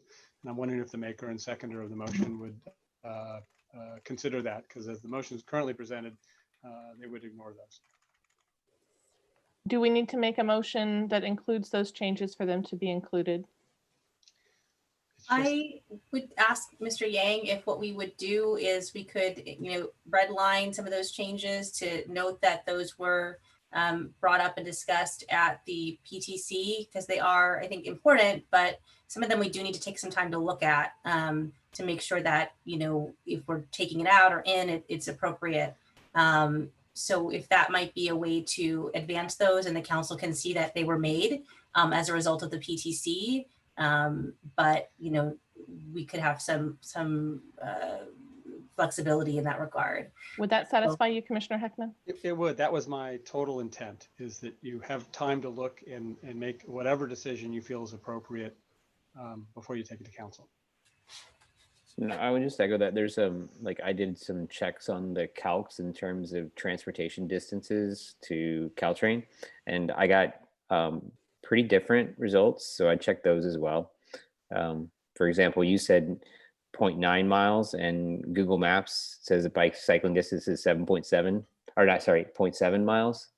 So 0.2 of a mile is pretty significant at this scale. So I would just dot your I's and cross your T's. Great, thank you. All right. Yeah, sorry, just to confirm, Mr. Yang, we don't need a motion for that, do we? For that note? No, it's fine if it is in the motion, but even if it's not, it's those are all things that we're going to take another look at. Great, thank you. Sorry, Chair. No problem. I think we're ready, Mr. Nguyen. Do we need to repeat the motion before Please, people no. vote? Not you. I just talked about minutes as if they were miles. So it was supposed to be 7 minutes and 9 minutes. So I was just like, oh. Yeah. I know, we're all tired. Thanks for hanging in there, everybody. What I do have, I will read. The motion is to move the staff recommendations to recommend physical intersection improvements at Leghorn and San Antonio, to recommend that the City Council undertake a specific plan for this corridor that connects land use and transportation along the San Antonio corridor, and that the project have a robust TDM program. All right, are we ready? Is that correct as reflected? I want to just reiterate for the record that just to give Commissioner Rupavar and for the record that we could have I believe we could have severed this recommendation that Commissioner Lowing made as a separate motion. And I want, for the record, they say that they could have been severed, but for efficiency standpoint, I'm suggesting we put them together. So I just want to speak to my motion creating with my seconder before we vote on that aspect. So. All right, thank you. I haven't said anything to it, but I echo Vice Chair Rupavar's comments, and I really appreciate the care that we've taken to show council that these are bundled together for efficiency, but not necessarily dependent on each other in any other way. All right, let's take our vote. Mr. Nguyen. Okay, I'll take a roll call vote. Commissioner Alczak? I support it. Commissioner Heckman? Yes. Commissioner Lowing? Yes. Commissioner Riggs? Yes. Vice Chair Rupavar? Yes. Commissioner Suma? No. Chair Templeton? Yes. Okay, the motion carries 6-1. Thank you. Oh, that's very exciting. Thank you all. And thanks for a great discussion too. I think we brought up a lot of nuance for the council to consider. Looks like Commissioner Suma would like to speak to her no vote. Thank you very much. Yeah, it's I knew it would be probably a symbolic vote, and I had no desire to hold this specific project up. It's just that the way it came to us allowed for so little refining of the specific project and discussion about that, and or separation from the general program area. So I'm glad to see that the project is moving forward for what it's worth.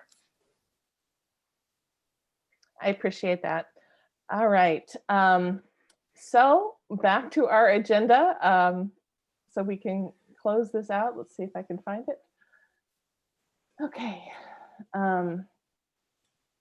Approval of minutes. Did anyone send in corrections to the minutes? Commissioner Heckman. Are they reflected in the minutes that everyone is reviewing?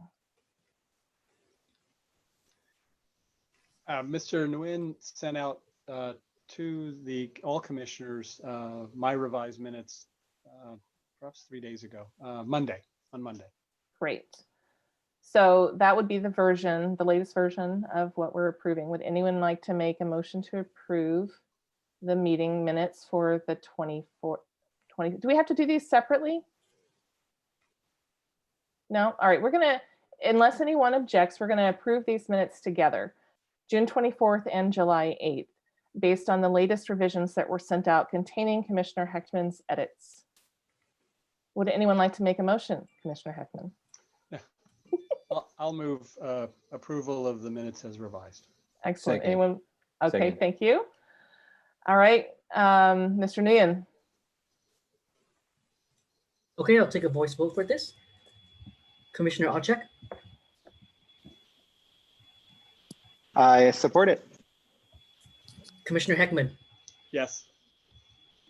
Commissioner Lowing, Yes.